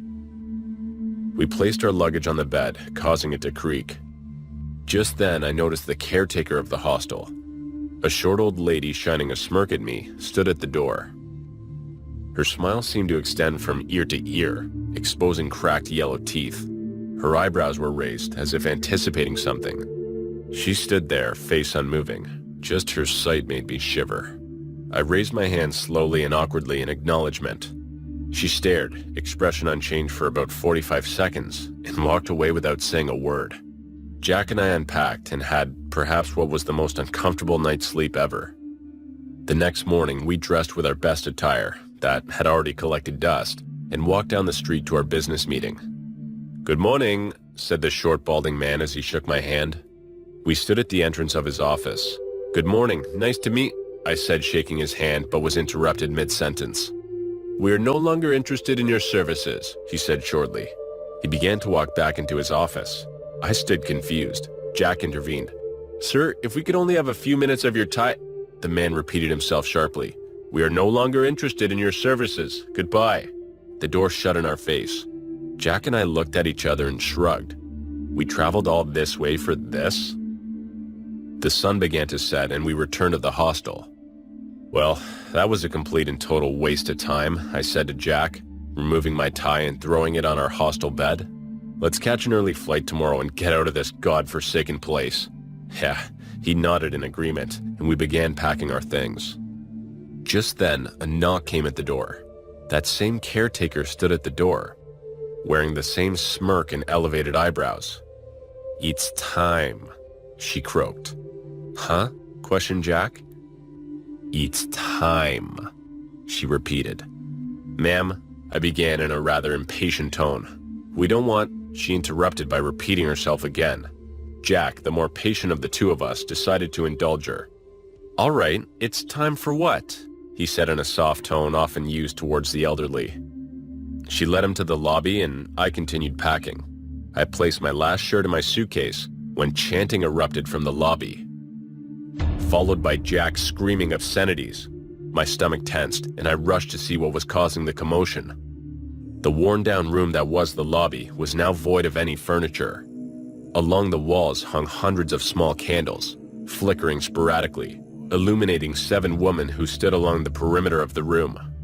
Each woman wore a black cloak that reached beyond their feet. They each wore identical masks that resembled a bird's face.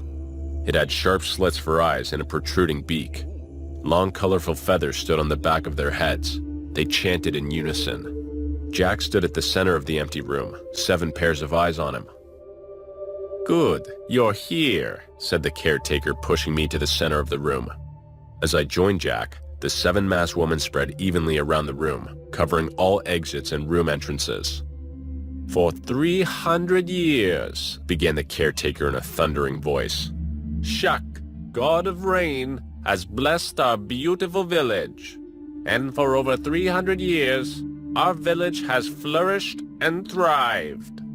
The chanting by the other 6 masked women intensified. They stood motionless, though their shadows swayed as the candles flickered. "But sadly, my people have angered Shak. We have lost our way, and the god of rain has turned his back on us." Her head hung low in disappointment. "But the legends are clear. To regain the grace of Shak and bring life to our village again, the god requests blood. This drought must end now." Jack looked at me. He was sweating profusely.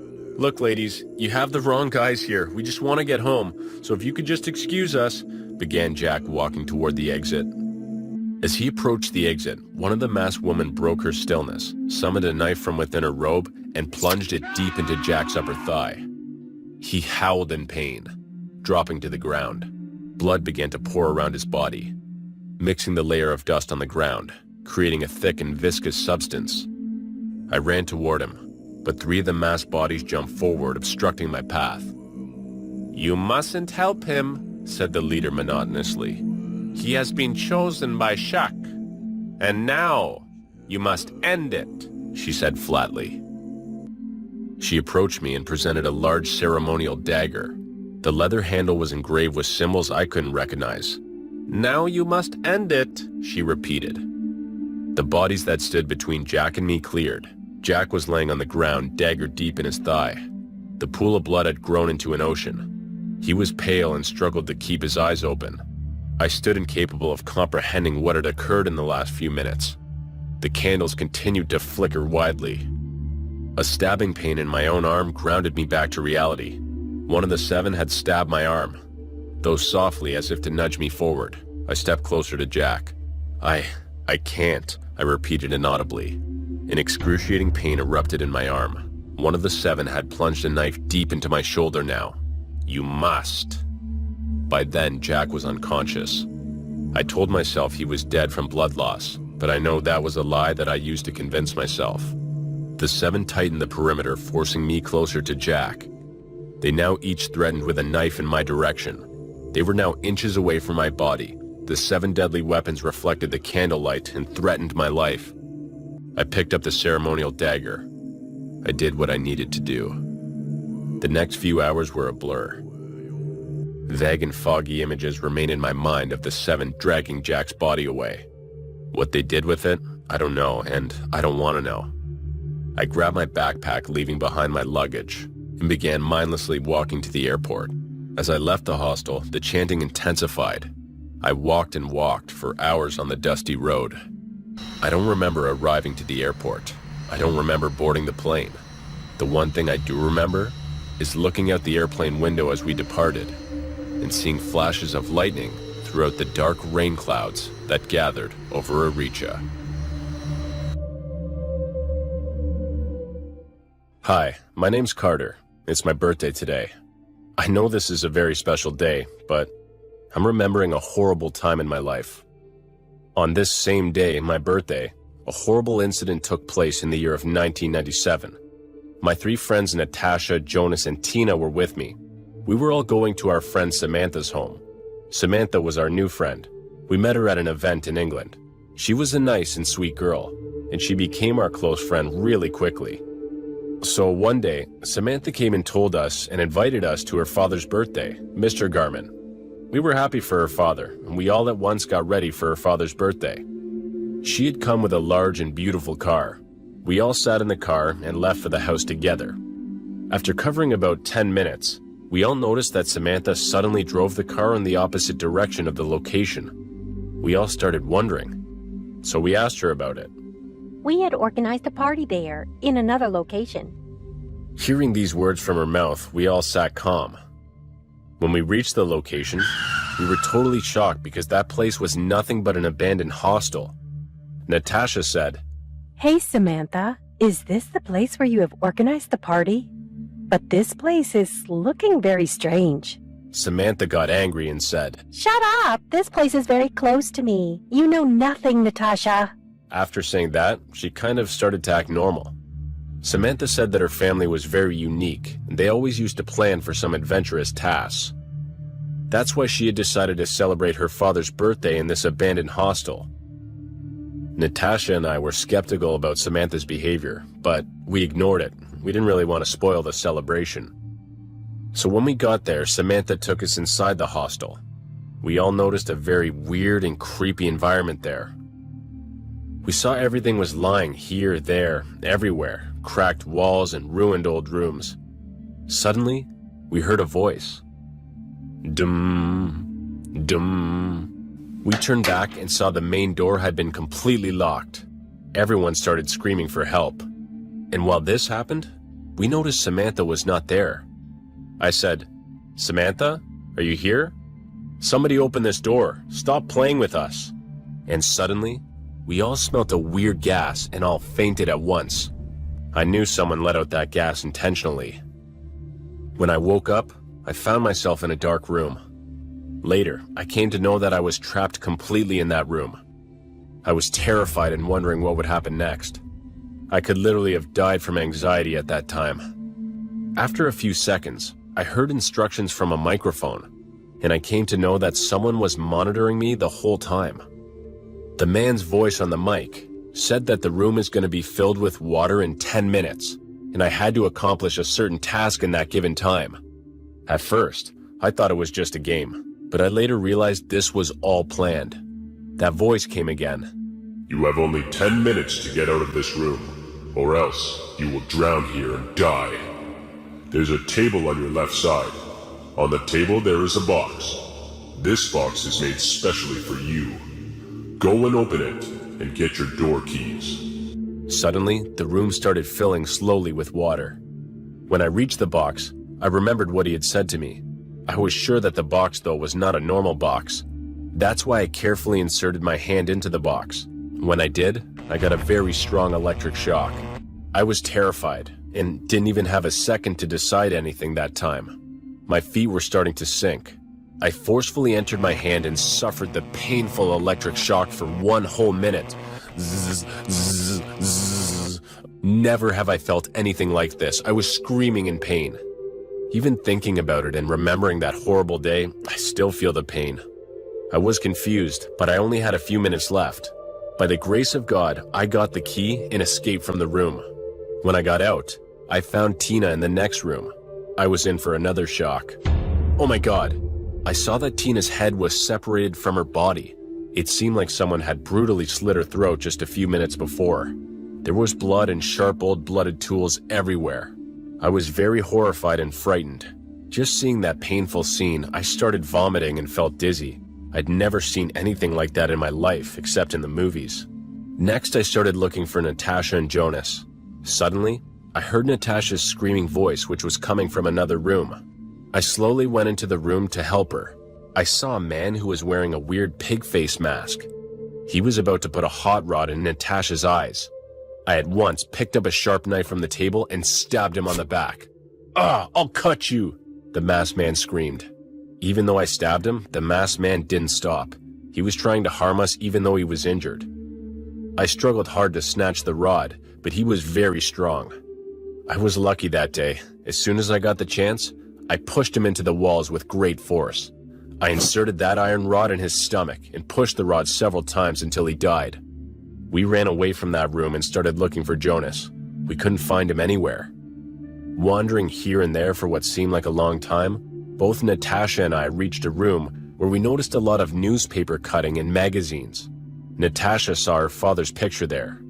She was shocked. Who was that? Who had been collecting these articles? When we explored that room, we found more articles. We found a newspaper in which 3 people's pictures were printed. They were Natasha's dad, Tina's dad, and Jonas's dad. Somebody had crossed their faces with red marker in the printed picture, and the room wall was totally ruined with several marks and names. Everywhere, we could see the words written, Revenge and Mom. Natasha noticed a hidden newspaper cutting below a table. When we read it, we were totally shocked. According to that article, those 3 people, Natasha's dad, Tina's dad, and Jonas's dad, were those persons who had revealed the secret of Mr. Garman, Samantha's father. Obviously, Mr. Garman was a very bad man. He used to sell the body of organs of kids. Natasha, Jonas, and Tina's father had revealed his face in front of the whole media. Samantha was only 12 years old at the time, and she loved her mother so much. But her mother hung herself with rope due to defamation and pure guilt. When all that happened, Samantha had decided that she would harm their family too. We heard someone's footsteps, and it was Jonas. He was badly injured. We at once informed the police. As we were moving out, we saw the pig-faced masked person came again, and he removed his mask. And then Samantha also came out from a door with a big knife in her hand. Both were looking psycho.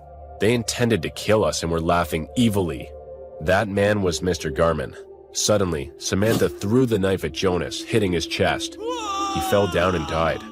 We both ran as fast as we could and locked in a room. Both daughter and father were banging on the door. Somehow they broke down the door. They were about to attack and kill us, but then the police showed up, and shots rang out. They arrested them for Tina and Jonas's murder. We left, thank God, and we will forever mourn the loss of our 2 friends.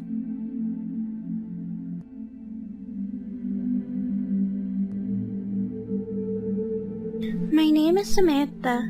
I'm a 19-year-old college student. My boyfriend, Eric, and our couple friends, Julie and Felix, went to Dublin, Ireland for spring break. We wanted to explore haunted, abandoned buildings. The US has some sinister locations, but Europe is a cesspool of hauntings. We aren't professional ghost hunters. We don't try to make contact, but we do like exploring the abandoned places. We have had some chilling experiences, and in a strange way, it leaves us wanting more. We found out about this abandoned hostel on the outskirts of Dublin, and of course we had to go check it out. But little did we know, it was going to be the biggest mistake any of us have ever made. The main doors were obviously locked, but we all managed to get in through a broken window. We each took our flashlights out of our backpacks and began looking around the place. We prefer to explore at night so that we don't get caught trespassing. Not to mention, that's when spirits are most active. Eric and Felix took out their walkie-talkies and suggested we split up to cover more ground. Julie and I will explore the upstairs first, Felix said. Fine. Samantha and I will explore the first floor and the basement, Eric sighed. Eric and I went down to the basement and did a walkie-talkie test. This is Pinky, do you copy, Brain? Eric said into the device. The signal was a bit fuzzy, but we heard Felix reply. This is Brain, copy. Cell phone signal could be sketchy in places like this, so we rely on walkie-talkies to communicate. Eric and I were walking around the basement when we heard a muffled scream come from one of the rooms. Stay here, Eric said. Eric, don't leave me alone, I protested. I'm going to check it out. Hide in this closet and I will be right back. I got in the closet and stayed quiet. I heard some voices and a loud sound as though Eric had gotten hit by something hard. Take him in with the other group, one of the men said, and make sure you tie him up. If he screams, cut out his tongue. My stomach dropped and I immediately knew what happened to Eric. He had the walkie-talkie so I couldn't reach Julie and Felix. I pulled out my phone to see if I could get a signal and text them to warn them. As I figured, signal was dead. We were in a real pickle now. I saw some lights turn on from under the door and could see the passing shadows of footsteps. I was so scared and worried about Eric. I tried to listen for when it got quiet, and I could peek out and try and find him. Just then, I heard Julie screaming from upstairs. I knew it was her because she was screaming Felix's name. Then, a bunch of footsteps came bounding down the stairs. Muffled sobbing accompanied them. I could hear both Julie and Felix's muffled protest as they walked by. I cupped my hand over my flashlight and turned it on. What I saw made me puke my guts out. Jars of dismembered body parts. There were even whole heads of people soaking in formaldehyde. I took a step back and knocked down a tray of scalpels and knocked over a chainsaw. There was a refrigerator, and I don't know why, but I opened it. It was full of human meat. Just then, the door opened and the largest man I had ever seen pointed at me. We got one more, he yelled in an Irish accent. My fight or flight kicked in, and I actually put up a fight. I picked up a scalpel and drove it into the man's hand that came at me. I used my flashlight to hit him over the head. I could hear Eric screaming, "Run, Samantha." I was chased up the stairs and out on the street. I managed to get in the car before they caught me, and I drove off.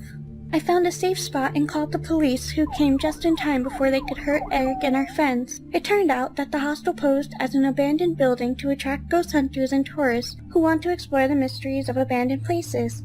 They were part of an organized crime of cannibalism and devil worship. They waited for people to start exploring before they took the tourists by surprise and cut them up alive, eat some parts, and sell others. Our little group stayed together, and we all even got married. We still go on adventures, but we never explored another abandoned building ever again.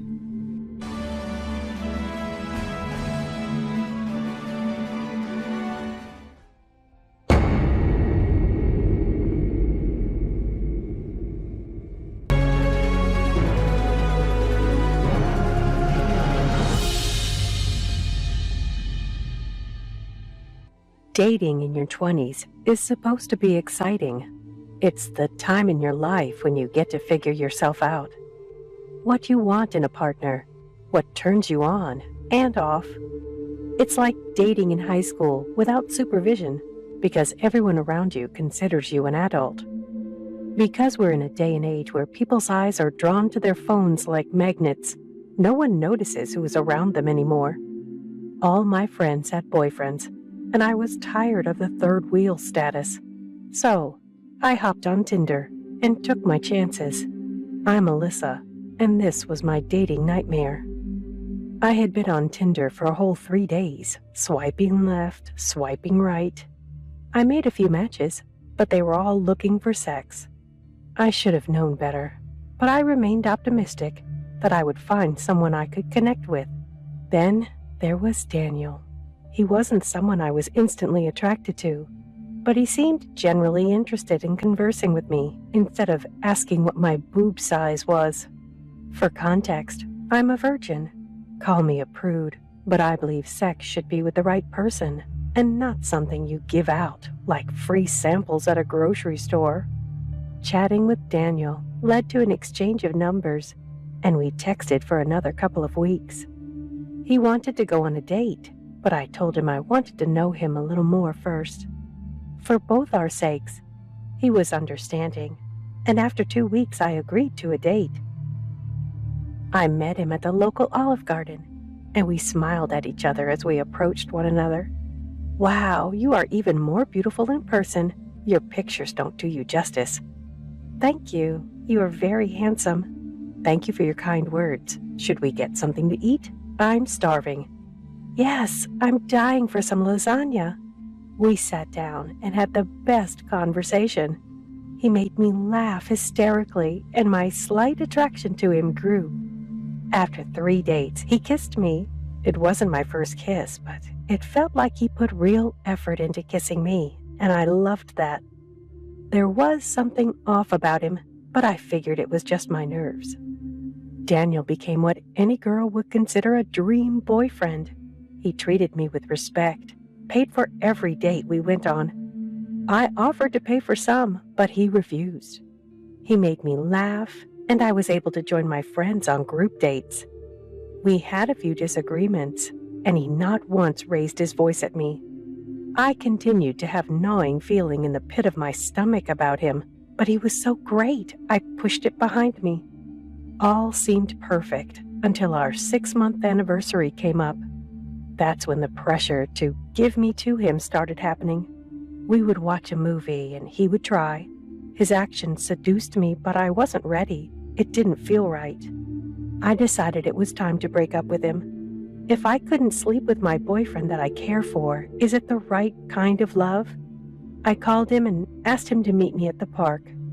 "Hi, Daniel. Thanks for meeting me." "I hope everything's okay."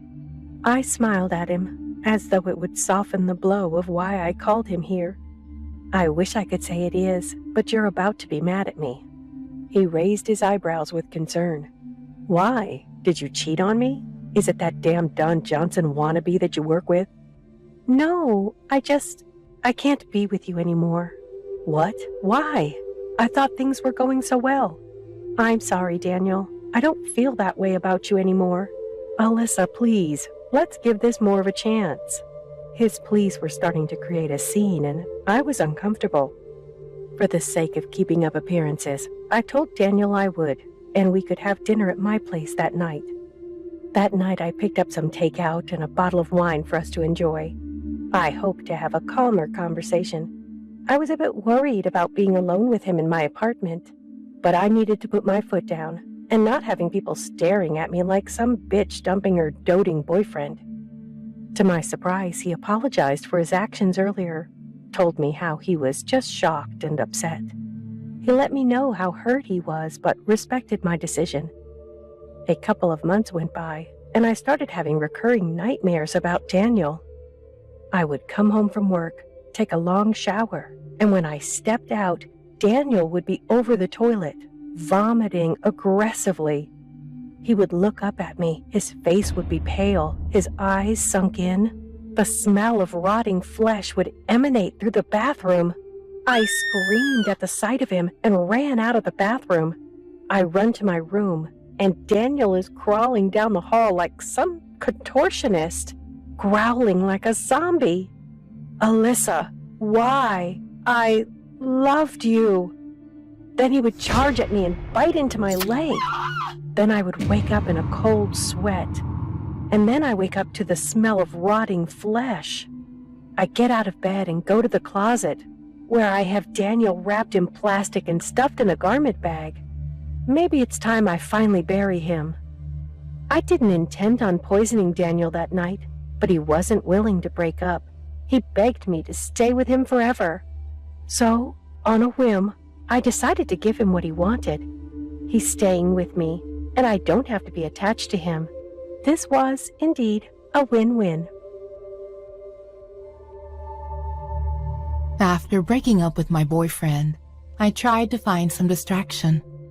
Being in a 5 years long relationship makes you adapt to your partner. He had become a part of my life, which caused me to adjust to him and arrange my time considering our relationship. Now that I was alone again, I felt the urge to fill the emptiness of time that I would usually spend with him. Thus, as a distraction, I focused on my career. I left my previous job and found a position where I would work harder but get rewarded with better salaries.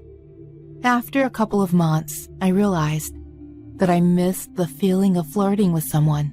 I downloaded a dating app that was quite simple to use and efficient in finding the best match for.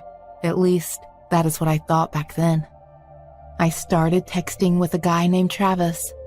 He looked very attractive, and I enjoyed our conversation. We arranged a date in a small coffee shop close to where I lived. When I sat in the coffee shop for the first time, I remember feeling nervous. It was going to be the first time flirting with someone other than my ex-boyfriend since our breakup, and I feared that I might have forgotten how to flirt. My nervousness got even worse when I realized that Travis had missed our date. Even though I was devastated, I decided to enjoy the coffee shop as it was a charming place. I let myself be lost in the coziness. I listened to music and read a book. I read my book for hours, but I would close my book and look at the entrance whenever a new person entered the shop, hoping to see Travis. Of course, none of them were Travis. After a while, I noticed that a fat man in his 50s was sitting at another table by himself. He would watch me whenever he thought I was not looking at him. At first, I thought he was just a man who found me attractive, but then I realized that he looked like someone I knew. At that point, I stopped reading and looked at the man for a long time. It was Travis. Not the same man in the pictures that he sent me, but it was him. After a couple of seconds of looking at this man, I understood that he was using the images from his young times on the dating app. He had told me that he was 27 years old when we were texting, but seeing him, I realized that he was at least 50. In his pictures, he looked fit and healthy, but instead, there stood a fat man. I figured that in his youth, he was this handsome man, but now, he was a person who had lost his attractiveness. At first, I felt anger toward the man because he tricked me. But then, I remembered our conversation and how much I enjoyed it.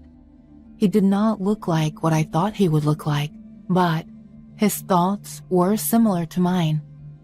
He wanted the same things as I did, and he seemed like a nice person with a good heart, but a lack of confidence. At that moment, I decided to talk with him. Of course, it was not going to be a date that ended with me inviting him to my flat, but at least I could have a pleasant conversation with this man. I walked to his table and very gently asked, "Are you Travis?"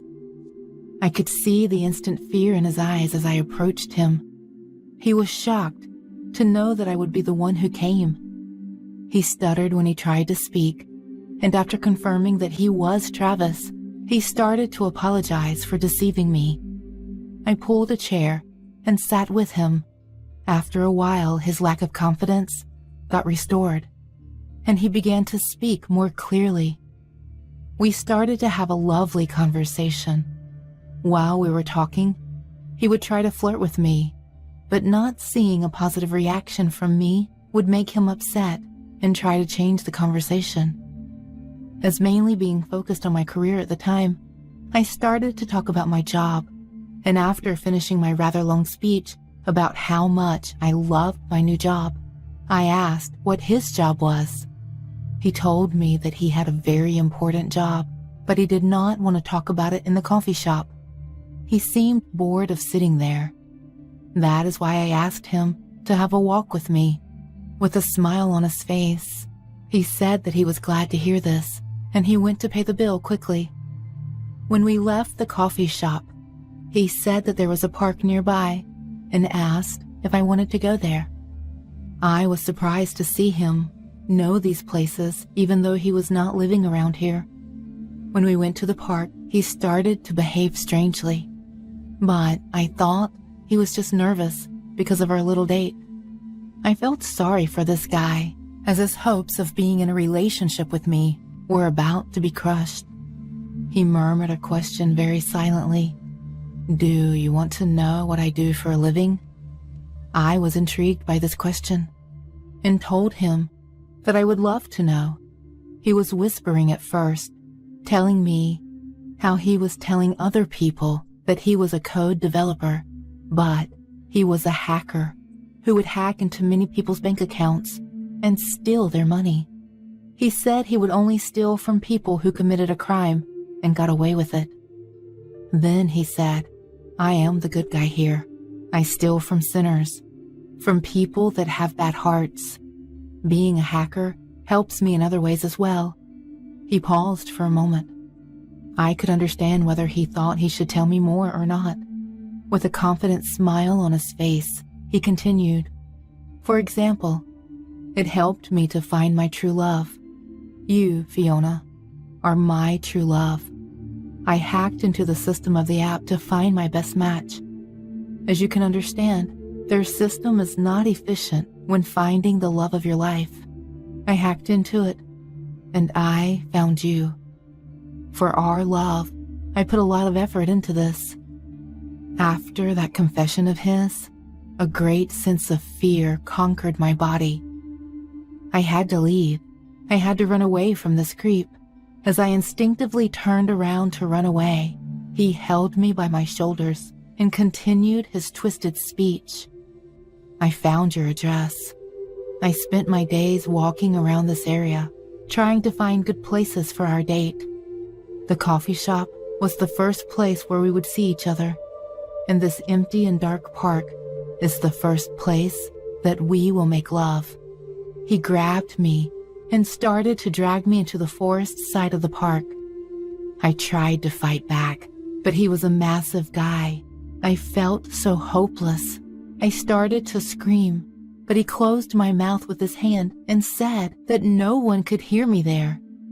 He found a bush and pushed me into it. He jumped on me, and with his heavy body on me, it felt impossible even to lift a finger. As he started to unbutton my shirt, I began to cry. I do not know how, but in the darkness, I saw a stone near me. I gathered my strength and grabbed the stone. I hit him as hard as I could. I hit him on the head again and again. He grunted in pain and tried to take the stone from my hand. At that moment, I stabbed the sharp edge of the stone into his eye. He screamed and finally got off me. I sat on him and continuously hit his face with the stone. After I realized that he was unconscious, I ran to the nearest police station. I told what happened, and as the officers listened to my story, they understood who Travis was. Travis, as the police told me, was a mentally ill serial killer who had recently escaped the mental health facility he was in. He had killed 6 women before. He would go on different dating apps and find young women like me. He would hack into their computers, find their locations, and find a spot to rape and murder them. After giving me this information, the police sent a group to check the body, but the body of Travis was not in the park. This happened a week ago. The police are still looking for Travis. I will move out from my flat as soon as I can find a new place to live, but until then, I have to walk the streets with fear. Whenever I see the coffee shop we went to, I feel Travis's monstrous hands grasping my body. But the worst part of living a paranoid life is the times that I have to stay alone in my house. I can still hear his disgusting breathing and panting sounds whenever I lay down.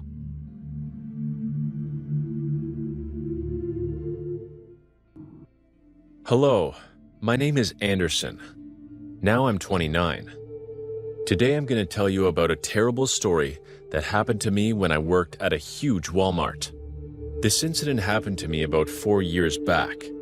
In the huge Walmart shopping store, I had many co-workers who were very good and well-behaved. There were 2 girls and 3 boys. One of them, Sebastian, was my good friend. I got on very well with everyone. 4 years back in the Walmart store, Sebastian seemed very upset for a few days. When I used to talk to him about it, he was always afraid to tell me even a little what was wrong. After asking a lot, he told me one day. He said, "Man, I've made a huge mistake. I shouldn't have done that. There's no more happiness for me." Whoa, Sebastian, what are you saying? You okay? Work hard and make your life. Don't talk like that, man. That day I saw something in his hand, but he was hiding it, trying to conceal it. I couldn't see it, and he went without replying to me. The next day there was a huge uproar at the Walmart. When I asked my coworker, I found out that Sebastian had died in a truck accident. I couldn't believe it. Perhaps he deliberately dove in front of the truck? I suspected he could have been suicidal. Everything was going well in the Walmart store, but after a few days, some horror incidents started happening there. I couldn't believe it at first, but when an incident happened to me, I was shocked and afraid completely. So one day when I was busy in the billing process and scanning barcodes of products bought by a family, the family was standing in the queue for the billing. The age of the man was about 29 years old, and the age of the woman was about 25 also. When they were standing in the queue, I saw a kid of about 8 standing behind them. That family started going out of the shop with their belongings. I shouted from behind and called them. The lady said, "Hey, what are you talking about? No, we don't even have children. So how did the child come here? He must be someone else's son. Go check carefully." I also thought that maybe he was someone else's child, so I followed him. He went on, first floor, then second floor, and through the aisles of the Walmart. I followed him further, but the child was not stopping. Eventually, when he stopped, he turned his face towards me. I got goosebumps and got shocked. I saw that that child was no ordinary child, and suddenly his complexion and appearance had changed. The whole half of that child's head was crushed in. The hands and feet were completely crooked, and there was not a single flesh on the whole body. He was bloodied. I closed my eyes very loudly and started chanting the name of God, and after a while, the child disappeared. When the CCTV footage was checked, the child was nowhere to be seen. I thought it was probably my nightmare. What should I tell everyone? No one would believe me. Then, a few days later, I saw a lot of kids' spirits at that Walmart. There were about 3 or 4 children who were talking and walking towards me, trying to tell me something, but I couldn't understand. My situation got worse due to fear, and I didn't go back to work for a few days. Eventually, I went to see a priest. He gave me a locket. He said that if I wear this locket at all time, I won't see such things. A few days went fine, but after a few days, I went to the Walmart to collect my paycheck and was busy billing products. I saw a girl who was trying to say something, but the security guard was not letting her say anything. I went to check it out. She was acting a little weird. She said she's Sebastian's sister, Anita. I went up to her right away. "Hey, Anita, I'm Anderson, Sebastian's friend. What's the matter?" Listen, carefully. Look, we have very little time. The death of my brother, Sebastian, was not an accident, but he was killed by my little brother's ghost. Whatever that was happening, it was happening after the death of his younger brother, Ray. Once, my mom had gone for some work on the ground floor. Perhaps her parcel had arrived, so she asked my brother Sebastian to take care of Ray. But Sebastian got busy with some work and could not attend to Ray. At that time, Ray was playing with his green-colored ball. While playing, his ball fell from the balcony. He went to the balcony, and he too fell from there. He was only 8 years old when he died. Then Sebastian too was shocked and terrified. He always kept that ball with him at home. But one day, he took that ball here at the Walmart and mixed it with the toy section. The next day, Ray's ghost killed him, which everyone called an accident. After his death, his soul came in that ball, and whoever went to that ball, I'm pretty sure that ball is in this Walmart. We just have to find that ball. Please let me go to the toy section. I will find it. Oh God. Okay, I'll check with you. We didn't find that ball. Then I remembered that I had sold a ball 2 days ago. We did a lot of searching. Then in the camera recordings, we came to know that Mrs. Kendra has the ball now. We found her address and went there, but they weren't home. We told them everything on the phone. They too had become shocked after hearing that. In the Walmart shop one day later, Mrs. Kendra came there with her son Astern and the ball. Anita said, "Where is your son? We have to save his life. Tell me!" He disappeared. Eventually, we found him on the second floor. He was under someone else's control and was going to hit himself in the head with a hammer. In the meantime, a worker of the Walmart came. He tried to snatch the hammer down from the child's hand. Then he pushed him back so hard backward that he fell down the stairs. Clearly, the bone in his neck had broken. He died on sight. We all were completely terrified. "Astern, don't do it!" He gave us all a creepy little smile. Astern said, "He will go with me." Clearly not his voice. "No, baby, why are you doing this? See, I'm your mama. Obey your mama, son." But he didn't listen at all, and hit his head so hard with the hammer that a lot of blood started coming out. The situation was not becoming under control at all. The more we refused him, the more the spirit used to torture that child. It was important for us. We had to save his life. After a while, Anita said, "I know, Ray. It's you. You can't do that. You were a good kid. You always listened to your mom and to your sister. Sebastian is dead. He has got his punishment. Please leave everyone now. Go to your own world. Please, leave this innocent child. Okay, sister. After saying that, the kid calmed down a bit, and seeing the opportunity, Anita snatched the ball from his hand. The child was badly hurt, and it took him a long time to recover, but his life was saved by the grace of God, and we buried that ball near Reynard's grave. Nothing wrong ever happened to us, ever, after that incident. Sebastian was hiding something from me that day. I knew it, and it was nothing but that same ball in his hand, and maybe by mistake, he had left the ball in Walmart, and some other kid bought it.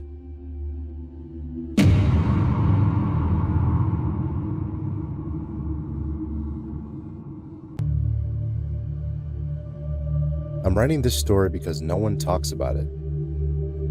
No one talks about the incident that occurred 7 years ago.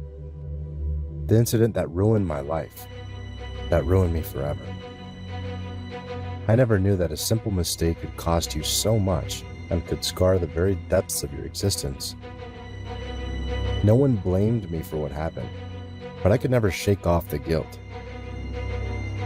It was somewhat my fault. If only I had realized it sooner, I could have stopped it from happening. I still remember the painful cries of my mother. It happened 6 years ago, when I was 10 years old. I lived in a small town with my family. It was just me, my parents, and my little sister Helen, who was 6 years old. Since we lived in a small town, almost everyone knew each other somehow and were connected. Helen and I were enrolled in the same school. It was the best school in the area, and most of the kids were enrolled there. I would often see my little sister during break times or on the large ground. Our school wasn't top class or anything, but it was great in its way. The principal held all the necessary events. They would take us on short trips. We had sports festival students, etc. This was an exciting week for us since the Students' Week was starting soon. Every day after classes ended, we would sit and discuss what our class would be doing for the Students' Week. Every class has its discussion session before heading home. When I was done with my discussion, I grabbed my bag and headed out. I saw Helen near the school gates. She seemed to be talking to someone. I couldn't see where I was, so I started walking a bit faster. I was almost to the gate when I saw a tall man dressed as a clown. He was hidden well enough for you not to see him until you got really close. Helen, what are you doing? I asked her in a lower voice than normal. Oh, big brother, look, I met Mr. Clown, and he says that he'll be my friend, she replied excitedly. I looked at my sister with a sad expression. She never got to make friends. Everyone in her class avoided her because she looked slightly different from normal kids. Just because there was a large birthmark across her face, the kids discriminated, and she was often the target of bullies. But she never let that bother her. She was kind and sweet and tried her best to fit in. I looked toward the clown to thank him for saying that to her and meant a lot. But as soon as I looked at his face, I couldn't say anything. His gaze shifted from me, then to Helen, and then to me, mentioning a creepy grin on his face. It wasn't the type of smile you wear when you're happy. He was smiling, but his eyes were dead and cold. I slowly shifted uncomfortably under his gaze. I grabbed Helen's hand. Come on, we're going home. Mom and Dad are waiting, I said, keeping my eyes on the clown. She happily nodded and waved the clown by. I could feel his eyes on us as we walked away, but I dared not look back until we took a turn into the next street. I turned around to make sure he wasn't following us. For once, I was thankful our house was nearby. I couldn't wait to be behind the safe and secure walls of my house. I don't know, but that guy just gave me a bad feeling and my guts told me to stay away from him. I dropped my bag and I let it plop on the floor. Like always, my mom greeted us and asked us about school. As expected, Helen mentioned her clown friend, Mum looked at me with a questioning gaze, and I told her the story and about what I thought about the clown. My parents only chuckled. They both knew very well that I was scared of clowns. That night, I woke up just as usual. I went to the bathroom and the kitchen to drink some water. And just like every other day, I checked up on my little sister before heading back to my room. Our rooms were on the second floor. I opened her door, walked in. I looked around, and just when I was leaving, something caught my attention. I looked out of her bedroom window and saw the same clown standing in the middle of the road, illuminated by the streetlight. I stumbled back in shock and fell to the ground. I was breathing heavily, and I slowly got up to look out of the window, but the clown was now gone. I didn't mention this incident to my parents or anyone else since I wasn't sure if I didn't imagine things. A few days passed and I didn't see that clown. That I was thankful for. It was finally Students' Week. The school was filled with different stalls, some for food, some for games, and some for other entertainment. Our class had a game stall, and we offered different prizes to the winner. As the day went by, we closed our stall and went to see the other stalls. I realized the school was packed with people and it was hard to move around. My friends and I were heading to a food stall that was said to be great. As I was slowly moving between the crowd, I saw Helen from the corner of my eyes. I raised my hand to call her, but before I could call out her name, I saw that red curly hair. My face turned white. It was the same clown from a few days ago. He was talking to Helen and was leading her somewhere. My guts told me to stop her right away. I desperately started pushing through the crowd. I needed to stop her. I moved through the crowd. One of my friends asked me if everything was okay, and I explained to him the situation. At first, he thought I was kidding, but then he realized I wasn't. We were searching, and I saw my little sister near the front gate. She was innocently smiling at the clown, and my heart broke. In a few moments, I was running toward the gate as fast as I could. I looked around, but they were nowhere to be seen. I immediately started to run back home. I had to tell them about what had happened. They called the police and reported the incident. The police told us to wait as they sent out a search team. Later that day, the phone began to ring. It was my mom's friend Carol. She told her that she saw Helen with some clown. She tried calling out to Helen, but they were gone before she could. They seemed to be headed to the forest. My mother dropped to the ground, and my father quickly called the police. Later, they called us and told us that they had found my little sister's body. The body was in such a bad shape that they could barely recognize her. I won't go into further detail because it is too hard for me to bring back the memory of her broken little body. To think that innocent smiling face would be the last I would see of my sister. Hi, this is Leonardo. I'm 35 now. I'll tell you a terrible story that happened to my wife, Patricia, 7 years back. All this happened to her when I wasn't even in her life. When I came into her life, she told me all these things. I was also very surprised after knowing her real horror story. So, the story starts. Patricia was a tall, talented, attractive, and beautiful girl. She'd also been part of a beauty pageant at the time. There would hardly be any man in her area who doesn't love or like her. She lived with her dear mother. They both were delighted, but soon everything was about to change. So, one day, she went for a morning walk. Mom, I'm going, okay? Okay, honey. Honey, take your glasses too. You've just had an eye operation. Take care. And she left home. She enjoys walking in the park, but after a while, she realized that someone is following her for a long time. Who's there? Who's there? No one responded. She didn't see anything, but heard only the sound of someone's footsteps. She got scared a little. She thought that maybe that would be her illusion, so she didn't pay much attention to it. So, after that day, when she'd left for the market, she felt that someone was following her throughout the way. She looked back and saw no one there. She was very scared after that incident. And when she came back from the market, she still felt that someone was following her. She was very upset, but she didn't tell her mum anything because she didn't want her mother to be more upset because of her, and time passed like that. A few days later, an important meeting was about to take place in her office, and at the same time, the tire of her car was punctured, and she was suspecting that the disgusting work must be done by the same man or stalker. And even without wanting to travel, she had to travel by bus on the day for her meeting. While traveling by bus, she saw the real face of the stalker. He was also there.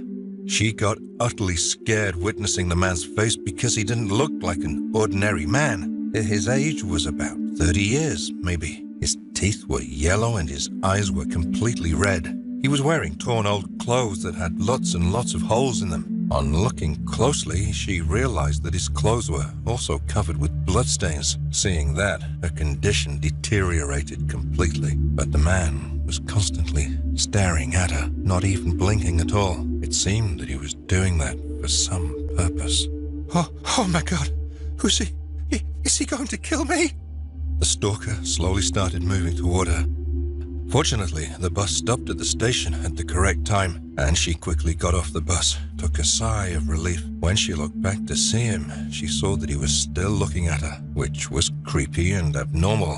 He was also smiling, and he was saying, "Bye, bye, Georgia. Come back soon to meet me." The man's mental condition wasn't looking right, so she ignored him again. She couldn't understand whose name he was talking about.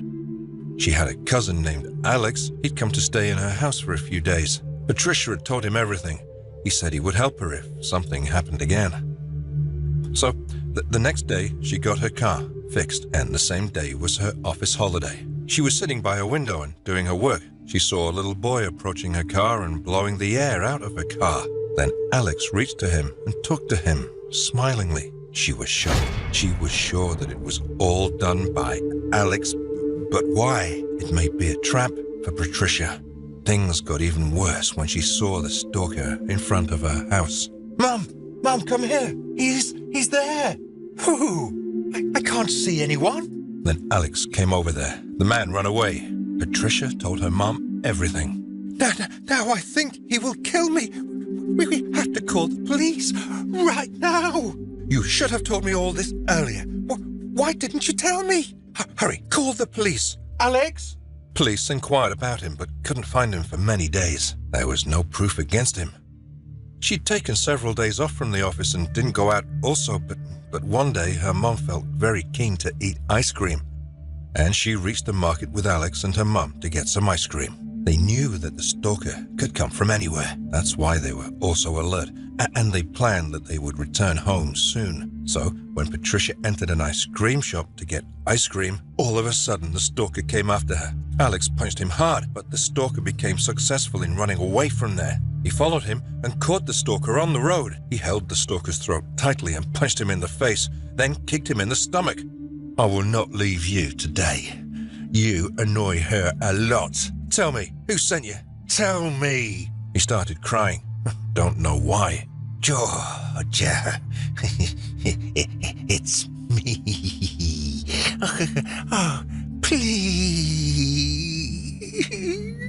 Stay away, you idiot. Why are you doing this to me, huh? We should hand him over to the police."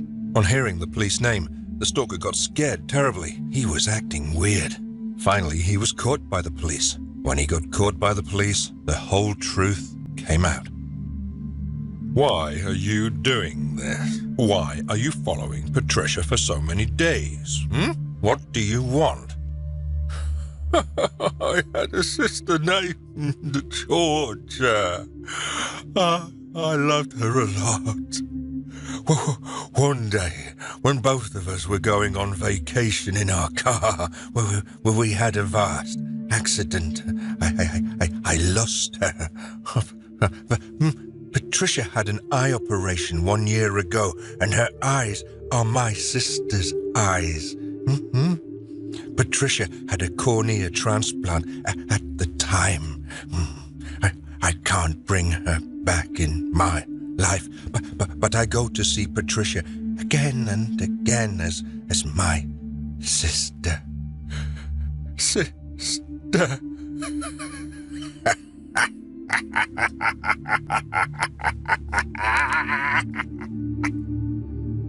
Later, the police told the whole truth to Patricia. Knowing the truth, Patricia and her mother were quite surprised. After all, the eye she had was his sister's eye.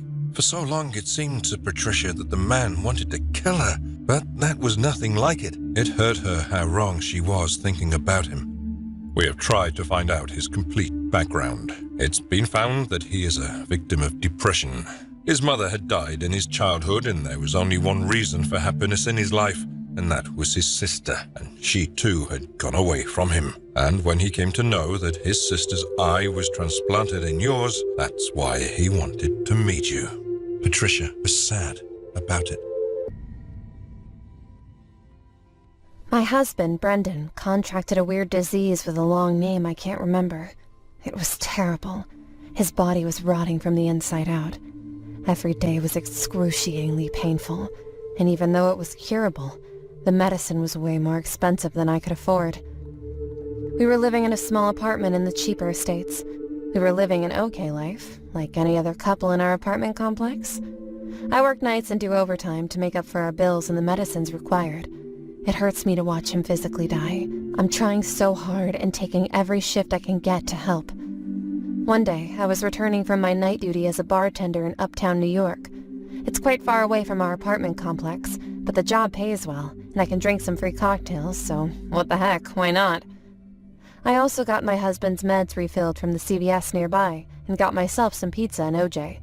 I mean, this was the only thing that was grounding me in reality, but for some reason, things didn't feel right. I reached the elevator. Something wasn't right. Nothing was right. The air was colder than I liked, and the tension was so thick I could be sliced with a knife. I never liked the elevator, but today it was super creepy. Suddenly, I saw all the buttons are pressed, and I felt the presence of someone. I froze, but then I turned back to check, and I was horrified. I drank some of the orange juice to cut back on the alcohol from the tequila I had after my shift. I can hold my alcohol, but now I felt it. I wanted to throw up, and I pressed on the button 4 multiple times to try and get to our floor a bit faster, but it was unsuccessful. After that, I blacked out. I heard people banging the door and felt light in my eyes. I was escorted out near my door. My neighbors, the 4 young men who lived across from us, took me near my door and then tried to wake me up to consciousness.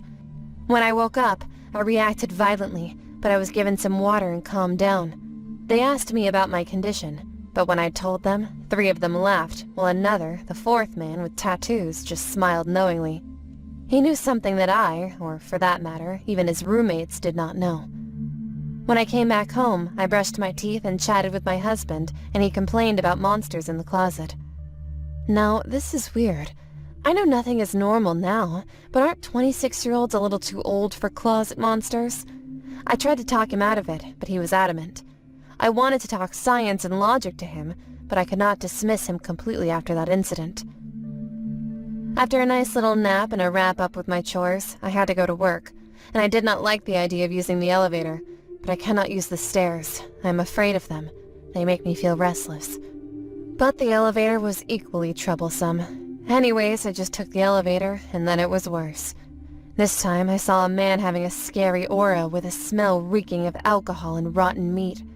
I tried to take off, but this man held me by my wrist and pushed me into the elevator. He tried to choke me while pressing number 4 on the elevator, and I could not move away from him. He was stronger.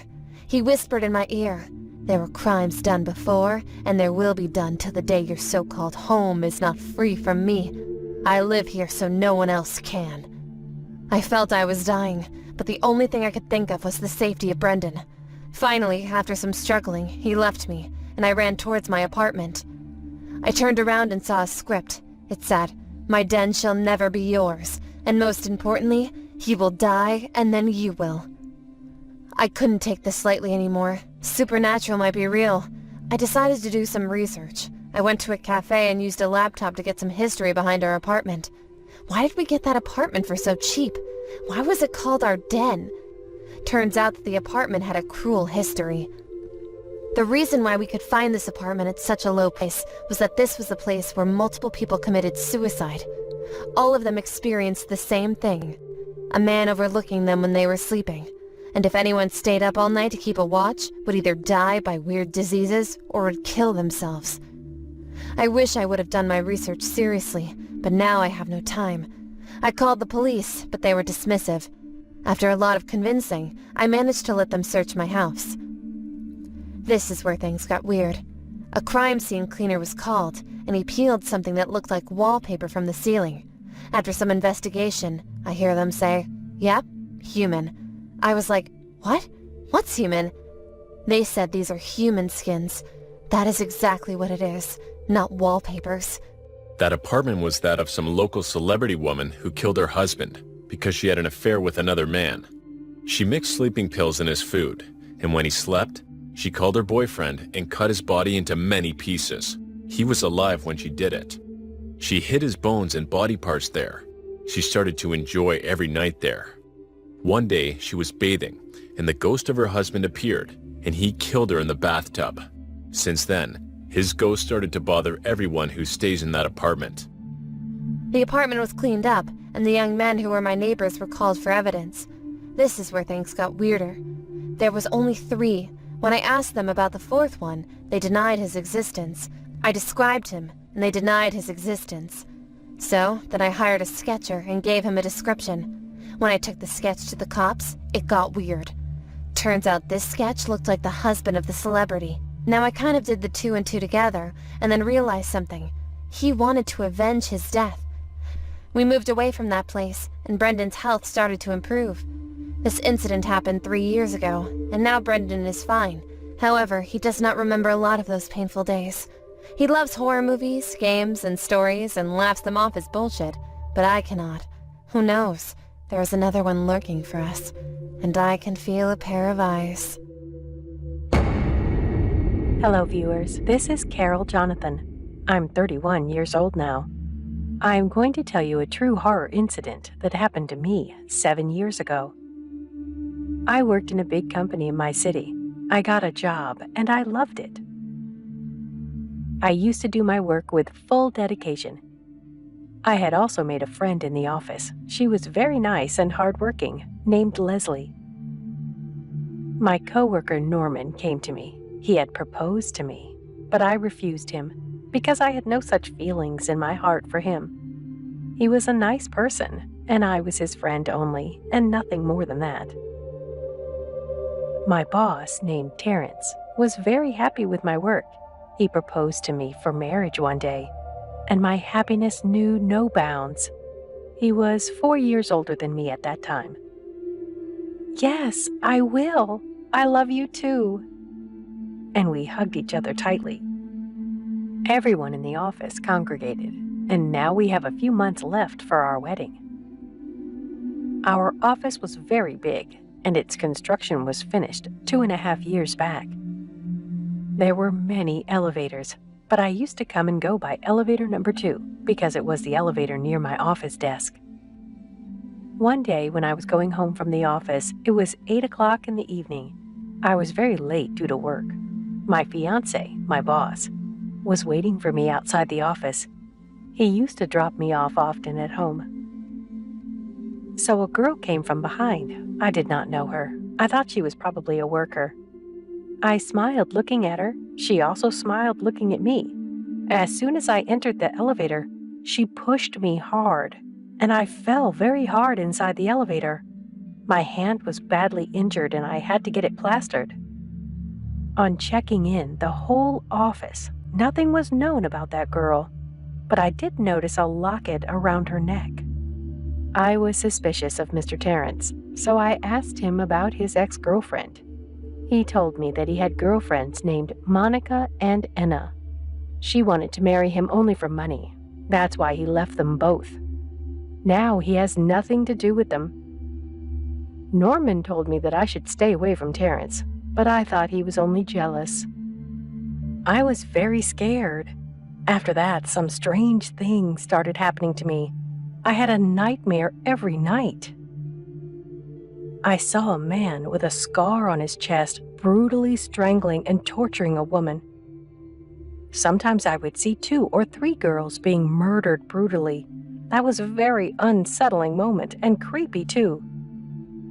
Once I went into Mr. Terrence's cabin without informing him. My friend Leslie was there too. I got a little angry seeing them together. Oh, honey, what happened? See this file? And Leslie left from there. She looked a bit upset that day. I asked her, but she didn't tell me anything. I pressed the elevator button, and the elevator door opened. Somebody's body was lying inside, and it was Leslie's body. I screamed in fear. Someone shoved down her throat brutally and stabbed her in the back. It was really unsettling. There was blood in the elevator. Everyone reached there and called the ambulance and police. Everyone was shocked. After a few days, when I was inside the elevator suddenly stopped. I got very scared. I called, but there was no network on the phone. I started to panic. Who's in the elevator? Suddenly, Leslie's ghost appeared in front of me, which was very scary to see. I was numb. Her eyes were very big, red, and her body was thin. I was blown away by fear, and I fainted there. Terrence took me to a priest, but we got no solution. My life had become a hell. I used to have nightmares every night, and that was the night when I was about to find out who that girl was. I could not see the faces of those girls clearly in my dream, and that night I could see those faces clearly for the first time. One of the girls' faces was exactly matching that of the girl who once pushed me hard in the elevator, and the locket around her neck had M written on it. Once, when it was a holiday in the office, I secretly went into the office. When I thoroughly investigated the cabin of the Terrence, I came to know about his truth there. The records of those girls, whom I had seen in my nightmare, were there, Monica and Enna. And all of them had been murdered, maybe. Then I just had to confirm that Terrence has a mark or scar on his chest. I had called him. He came. I seduced him and opened the buttons of his shirt and saw that same scar was on his chest. He was the main culprit. What do you think? You'll investigate me, and I will not even know anything? Yes, I killed both of them. Now, it's your turn. But why did you do this? What did you get from doing this? I have money, power. I can do whatever I want. I can buy whomever I want. I want to sleep with every girl. And after that, I love torturing and killing girls, especially those who are beautiful and smart like you, dear. Please leave me. I won't tell anybody anything. Your friend Leslie was having an affair with me, and I killed her because she was repeatedly threatening me that she would go and tell everyone the whole truth. And Enna was pretty and shy. I tortured her to death, cut her throat, and I kept her in my secret room. Next is you, baby. I killed Monica too. I loved her so much. At that time, the construction work in the office was going on. I was talking to my partner at the time, and that partner was none other than Norman. He knew absolutely everything about my truth. I gave him a lot of money just to shut his mouth, so she heard everything and started blackmailing me. I tried to kill her, but she escaped and went inside the elevator, which was not working. She started panicking and hitting the walls of the elevator, and suddenly, the elevator fell down hard and she died at the spot. And in this way, I escaped from the police, and her death proved to be an accident.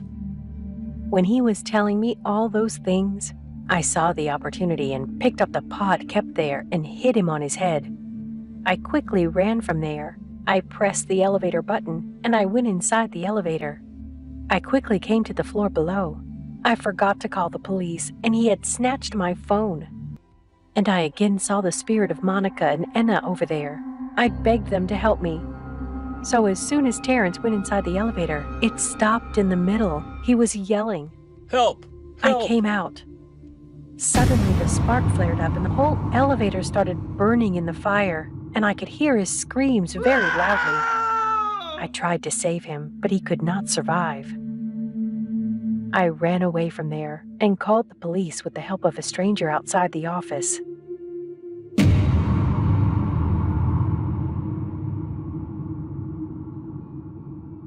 Hey, this is Joe. I'm a computer engineer. I'm 35 years old. Today I'm going to tell you a terrible true horror story which took place 7 years ago. There was a close friend of mine. His name was Harris. He was my colleague also. Both of us had jobs in a very big company in the city. He married his beautiful girlfriend named Eva. She was charming, tall, and intelligent. I'm also married, and I have 2 kids now. 7 years ago, while in the office, he seemed worried for a couple days. Whenever I asked him anything, he used to avoid it. I got angry with him when he told me something. He said, "Harris, man, nowadays, my wife gets really angry with me, even for small things. Whenever I try to explain something to her, she doesn't understand me at all. The relationship is not going well. What should I do, man?" Hey, look, dude. No solution will come out of fighting and arguing. Whatever's the matter, take time and solve it with a calm mind. Please don't make any brash decisions, and definitely don't do it in anger. You'll be sorry later. Be calm and explain things as best you can. If possible, I'll talk to my sister-in-law. I tried my best to end the situation between them, but the quarrel was getting worse. I used to talk to Eva on the phone sometimes. I used to try to solve the problems going on. Those days, all we engineers had a huge workload, so we were doing night shifts in the office. But Harris wasn't interested in night shifts. One day, Harris came into the office. "Hey dude, I think I'm gonna try the night shift today. I don't even want to stay home now, even at night. Life is stressful. I think it's better for me to just stay busy with work." I agreed with him I would do the night shift also that night because he was a good friend of mine. One day, Eva called. I received it. She said, "Harris has become very suspicious and possessive. He keeps a close watch on me and is not allowing me to do any of my jobs. I'm completely fed up with him. I think I'm going to divorce him soon." I was so sad for them. For a few days, he was doing extraordinary things, such as drinking water from the water bottle. I didn't even know where he kept that bottle. He even started forgetting a few things.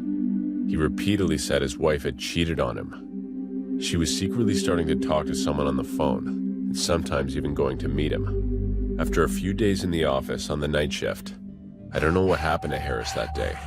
He was repeatedly pointing towards the window. "Dude, there's a girl wearing a black dress standing there, staring at me for a long time. Do you see her?" "Harris, what are you talking about? No one's there." "Look at her, bro, right there. That girl's no ordinary girl. There's red little spots on her face. I think I can see bones visible. She has a long, creepy-looking black tongue." "Dude, there's nothing, man. It's the night shift, bro. You're starting to see things. Just calm down." That same night when I was thirsty at 3:30, I went to fill my water bottle and also went to the bathroom to just clear up a bit. I washed my face, and while washing my face, I saw someone's shadow in the mirror. I was terrified to see that. As I looked back, no one was there, but I felt like a woman was standing there. There was a colleague named George in our office. He was nice and a hard-working person. He also came on time, but one day, he was nowhere to be seen. There's a small storage room on the floor below our office. I saw Harris coming out of that room. When I asked about it, he didn't say anything. So the next night, when I asked Harris about Eva, Harris said she'd gone to her maternal home for a few days. Harris was repeatedly going to that garage room. I also secretly thought of going there to find out what was going on, and when I went there, I was shocked and numb after seeing the scene. I saw it was my colleague George. Someone had pierced his stomach with a sharp piece of wood that went through and through. There was blood all over the wall. I understood that Harris probably did something wrong. Just as I was about to call the police, he came over there and snatched my phone and broke it. Joe, what are you doing? You okay? I was just calling my wife, brother. Oh, you saw his dead body? He's gone. I know you were about to call the police, and you too are unfaithful, like my wife. Oh, my luck. My wife is not in the house for 2 days now. She must have ran away with her lover. Please, man, you know me. Just leave me, Harris. I'm your best friend, man. I won't tell anybody. You know why I killed George? Because he was having the affair with my wife. I think you must have had an affair with my wife, too. That's why you support her, isn't it? Just then, he pulled out a knife and started to attack me. I grabbed his wrist and tried to wrestle the knife out of his hands. There was lots of fighting. Eventually, I pushed him back and started to run away. I ran and went to the security guard. Hey, what happened? Call the police, please. Then suddenly, Harris came and stabbed the security guard's chest with a knife. He died on the spot. I quickly started running towards the road. He was following me. Suddenly, I heard a sound from behind me. That sound was Harris shouting or screaming in pain. Ah! I'll kill you! He was talking to himself. It was as if he was fighting with himself. Suddenly, he stabbed himself in the chest with the knife which he had. That scene is still in my mind. It was unsettling. I was completely numb. Why would he do that? Who would do that? I was going to get the answer later. I was so scared that I fainted after that. When I regained consciousness, I came to realize that Harris had died. Hearing the truth, I was completely blown away. The policeman said, "When we searched Harris's whole house, we found his wife's body there. Her body was 2 days gone. He had killed her. He had amnesia. He didn't remember that his wife had died earlier."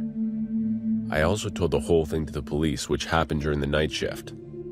"Officer, why did he kill his wife?" "Well, according to the post-mortem report, his wife's death was an accident."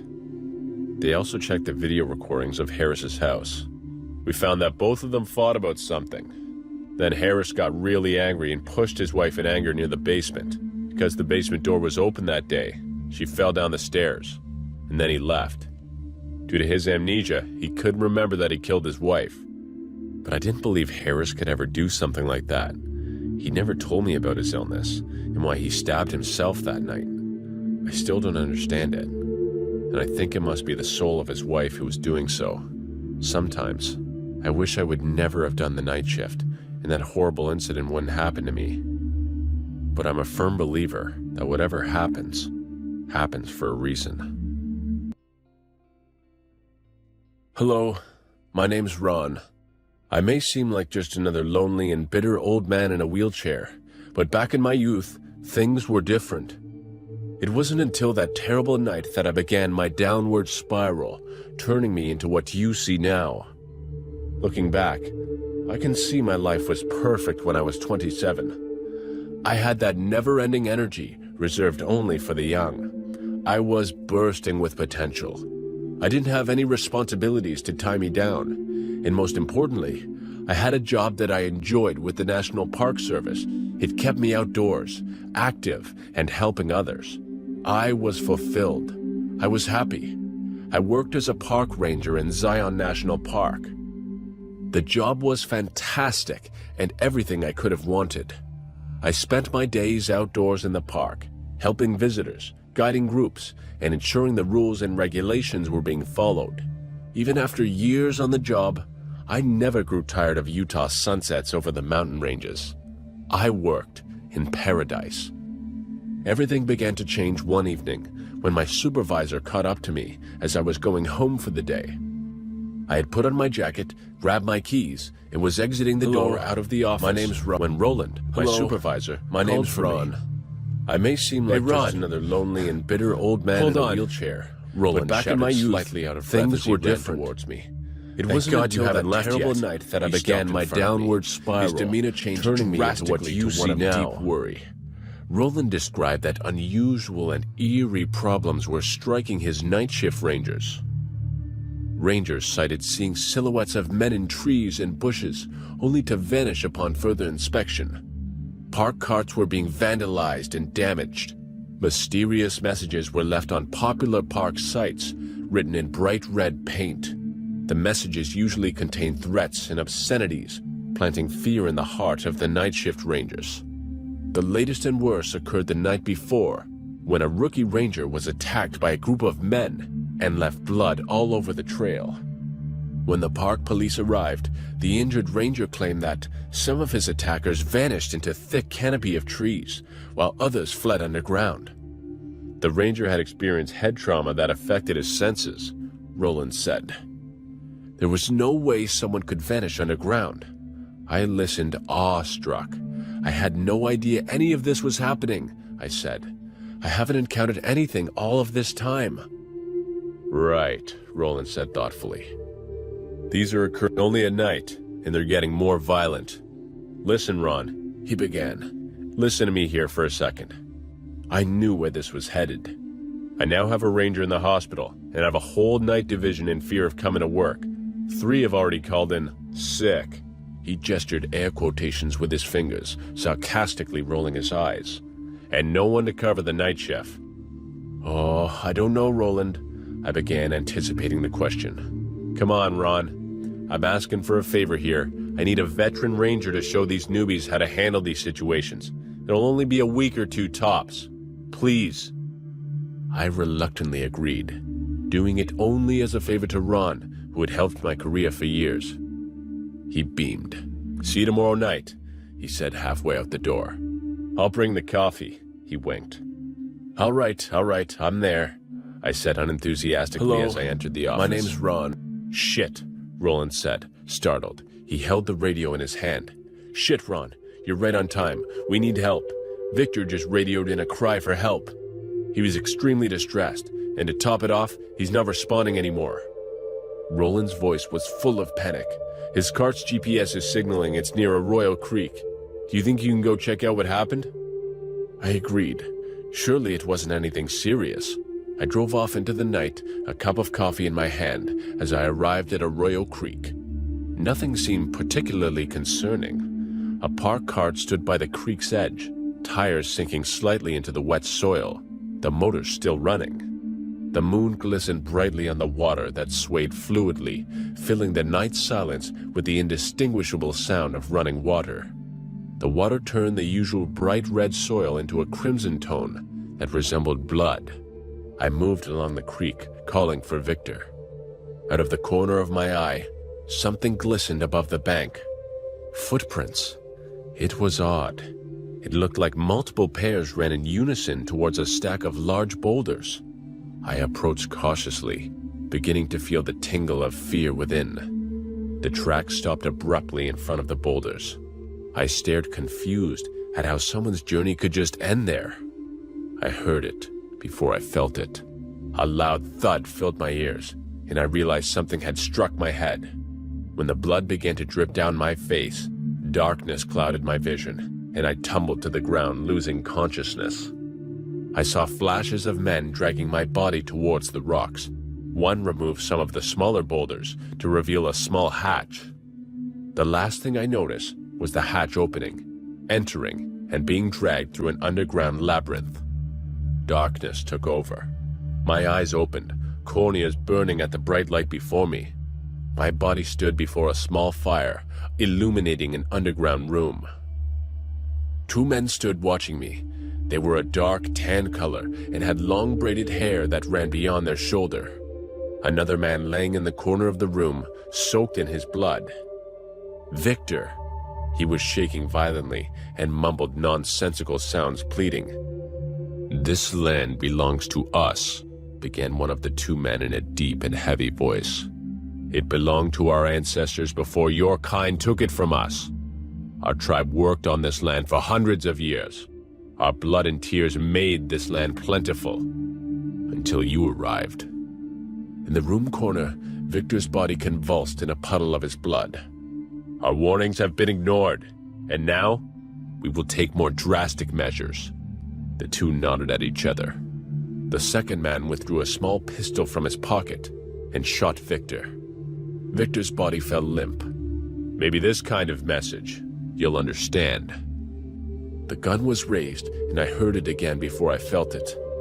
A small stream of blood flowed from my waist like a small watering hole. Quickly, my body began to shiver, and I felt something for the first time that would soon become unfamiliar. I lost sensitivity below my waist. Again, darkness began to befall me. But before I succumbed to the darkness, I heard the men scream, and more gunshots erupt from multiple directions. I woke up in a hospital bed, unable to move, for days later.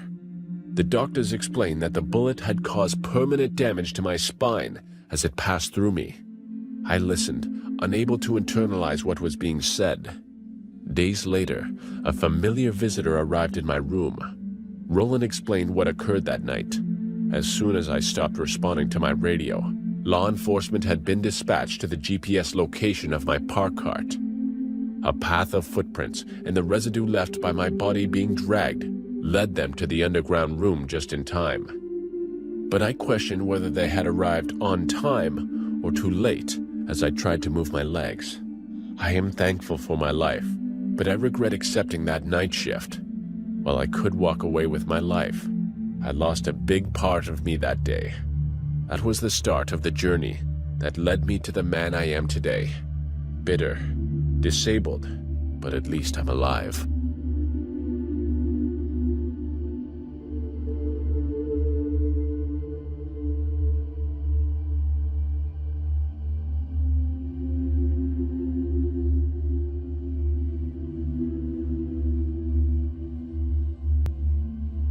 Hi, my name is James Smith.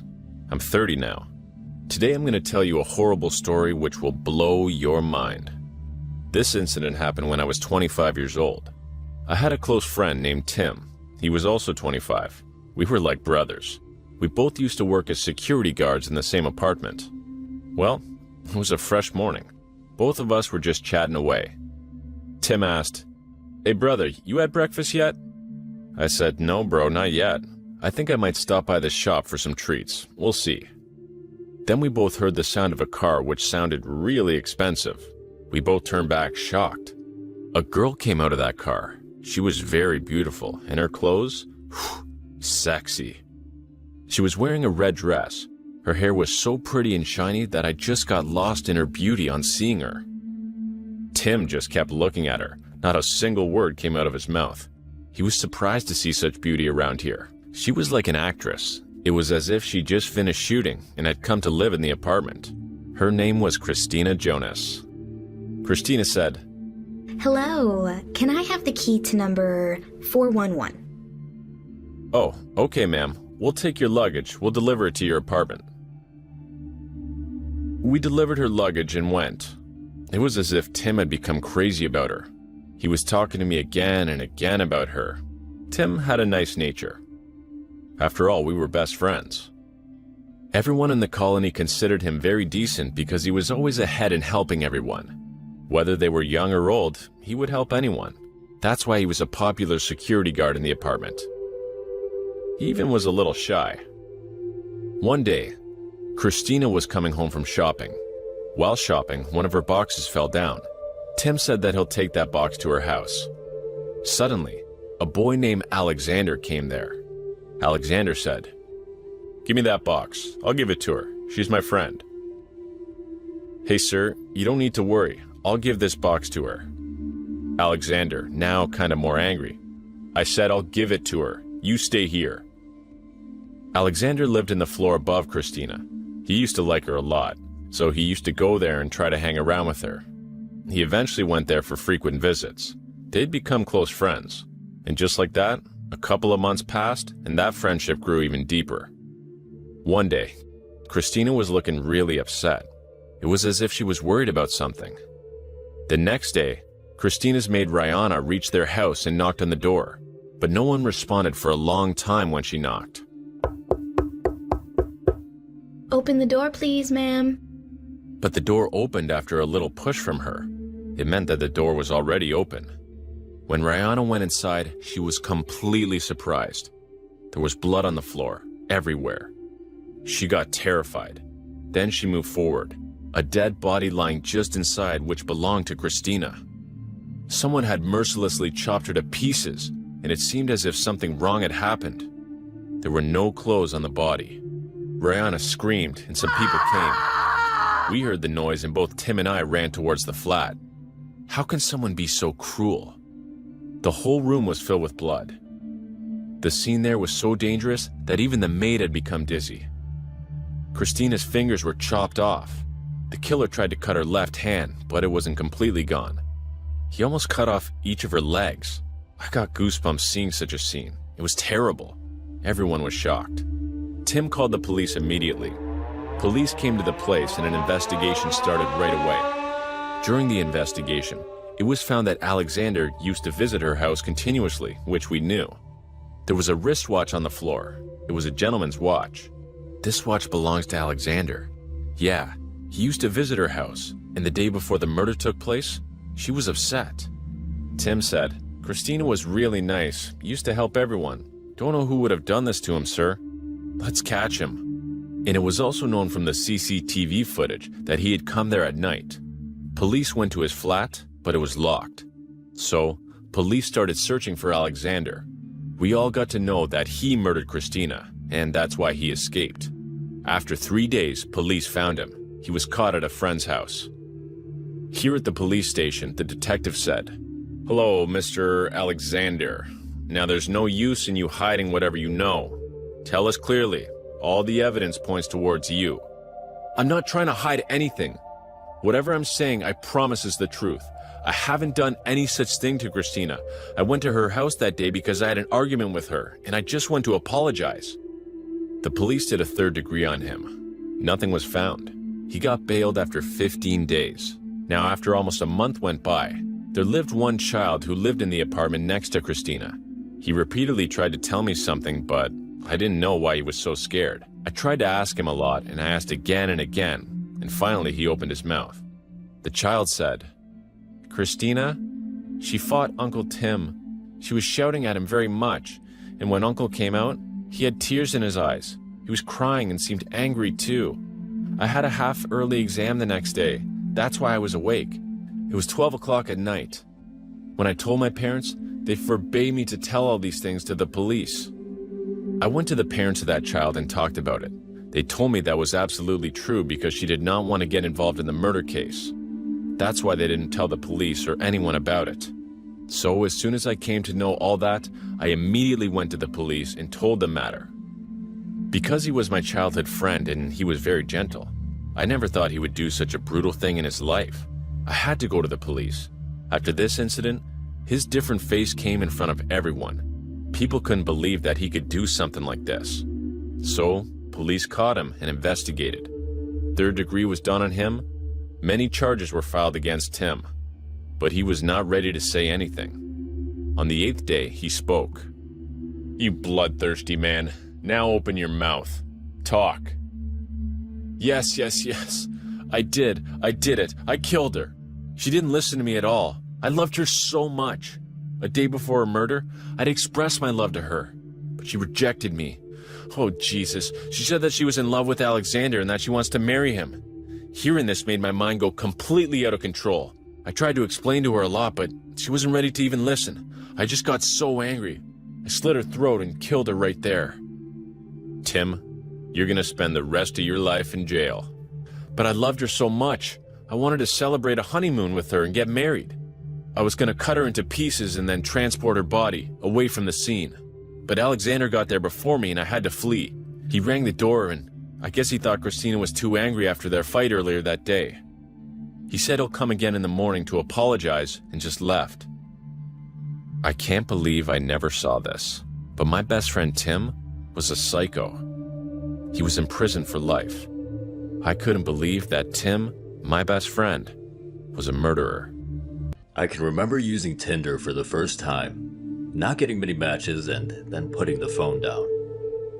Around 23:45 at night, my phone then starts going off, and stupidly I answered it with me being half asleep saying, "Hello? Who's this?" The reply was a very angry drunk man saying, "Listen mate, you have got to stop texting my girlfriend on Tinder." My initial thoughts were I would have a match, and I didn't. And I then proceeded to wind him up saying, "Why the hell is your girlfriend on Tinder? Clearly you're not giving her what she wants." He then replied saying that he's going to kill me. Then I put the phone down and laughed it off, as I'm used to this, as I'm an attractive bloke. However, I did find it strange that I never put my number out, or my details for that matter, but it was so late that I didn't give it much thought. The next day, I was working a late shift at my old health club. As I finished my shift, I went to my car. Then I get a text saying, "Behind you." I just ignored the text. But then the next photo made me jump. It was a photo of me outside the building I worked. Now I was scared, my heart dropped, and I could feel my legs sweating.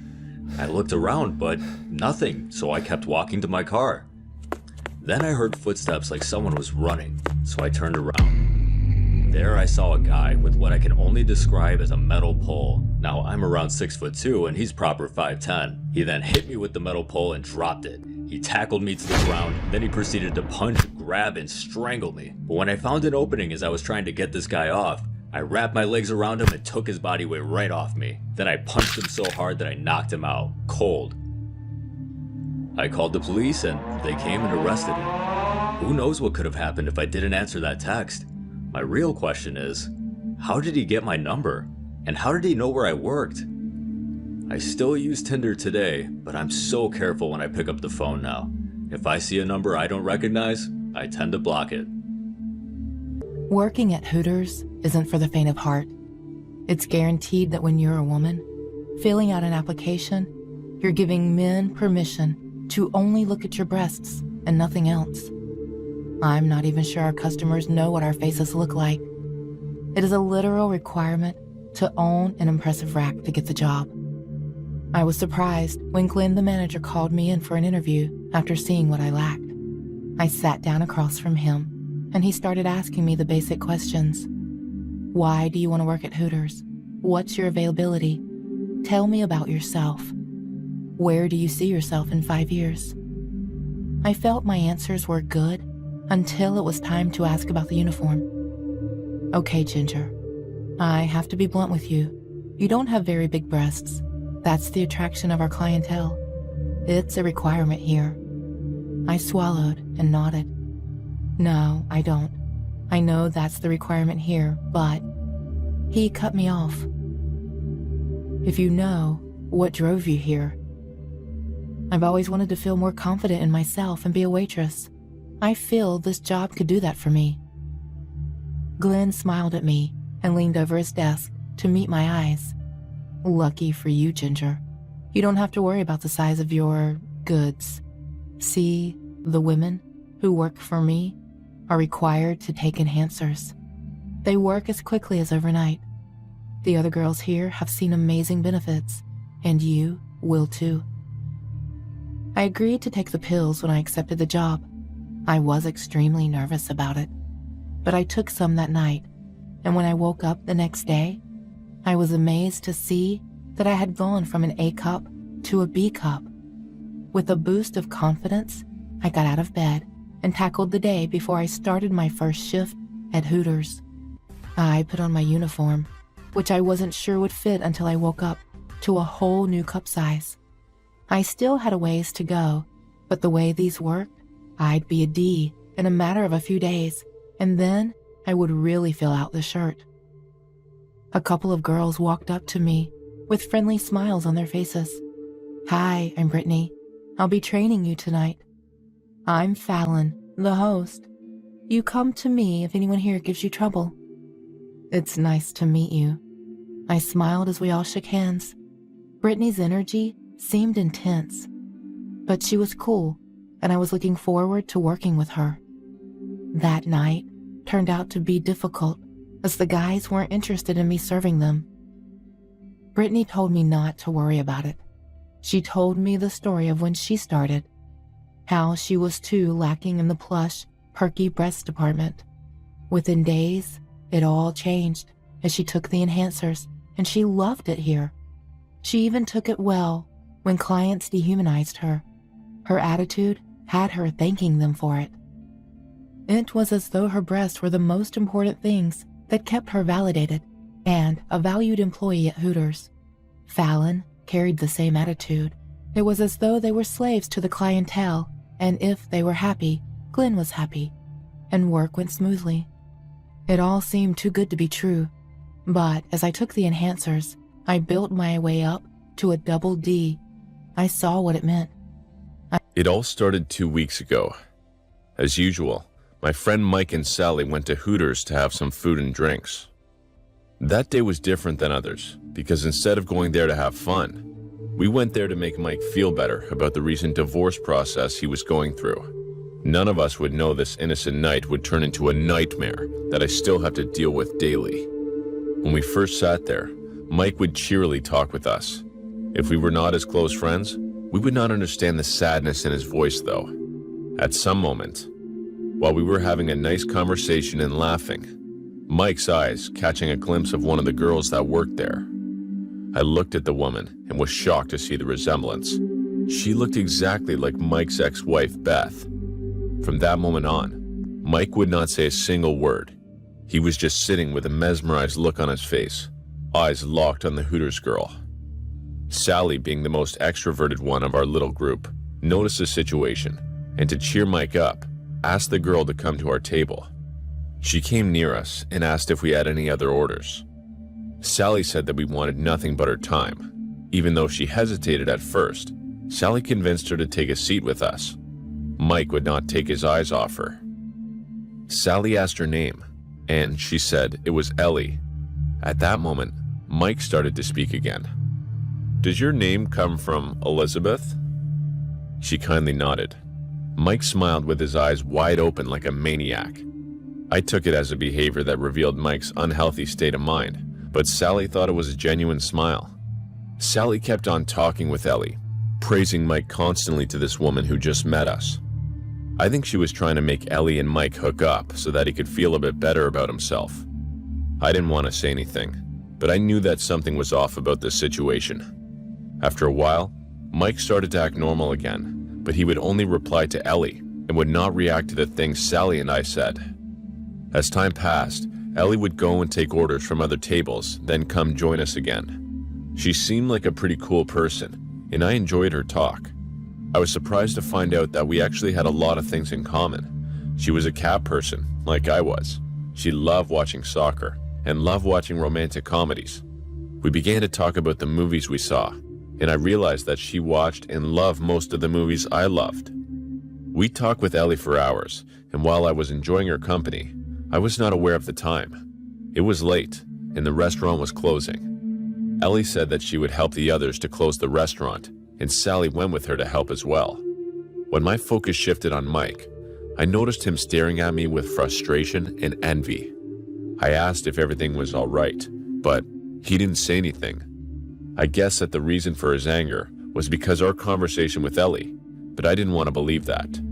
He was expecting me to say something, anything, but I didn't say any words in hopes that he realized how insane his reaction was. I wish I had said something, but I didn't. Mike left the restaurant. He was so angry that he left his coat inside.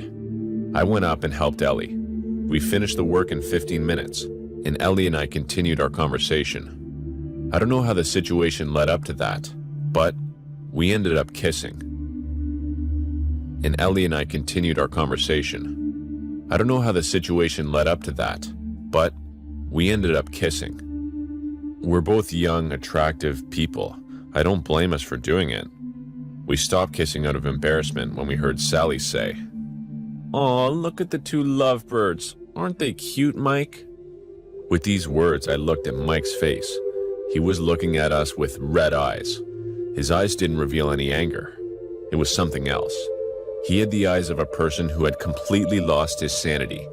He went to our table, took his coat, came near us.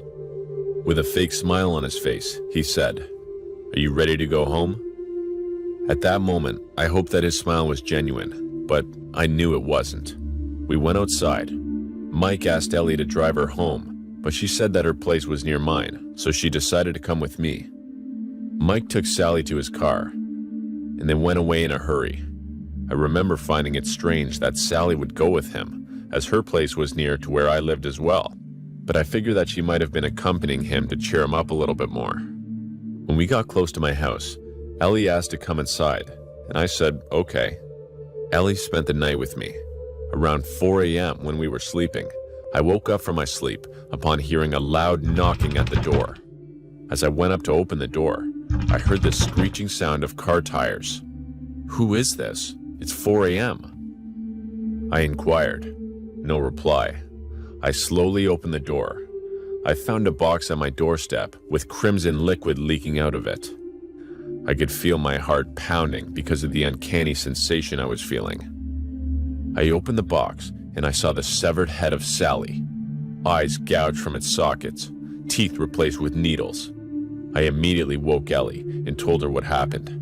She suggested we should call the police right away, and we did. They arrived rather quickly and searched the house for the surroundings. They could not find anything. They questioned us for a couple hours and left. I suggested Ellie stay with me for her safety, but she insisted on going back to work. She had to earn money and couldn't allow herself to focus on this horrifying incident. I was convinced and let her go. That was the other mistake I made. After a week, I heard on the news that the restaurant was burned down and several people were tied inside of the building. A message was left on the wall of the restaurant that said, "Sinners." Ellie was one of the people that was killed and burned to death.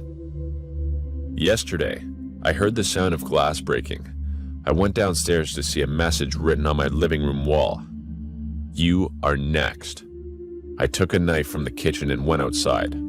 I saw that my car's windows were broken, and another message was written on the doors that said, "You filthy cheater." Police cannot seem to find the person who did this, even though I know it was Mike. Once a dear friend of mine, was now my nightmare. Every night, I can hear the sound of heavy breathing coming from the closet that keeps me from sleeping. I don't know how long I can continue living like this, but I'm willing to end it once and for all.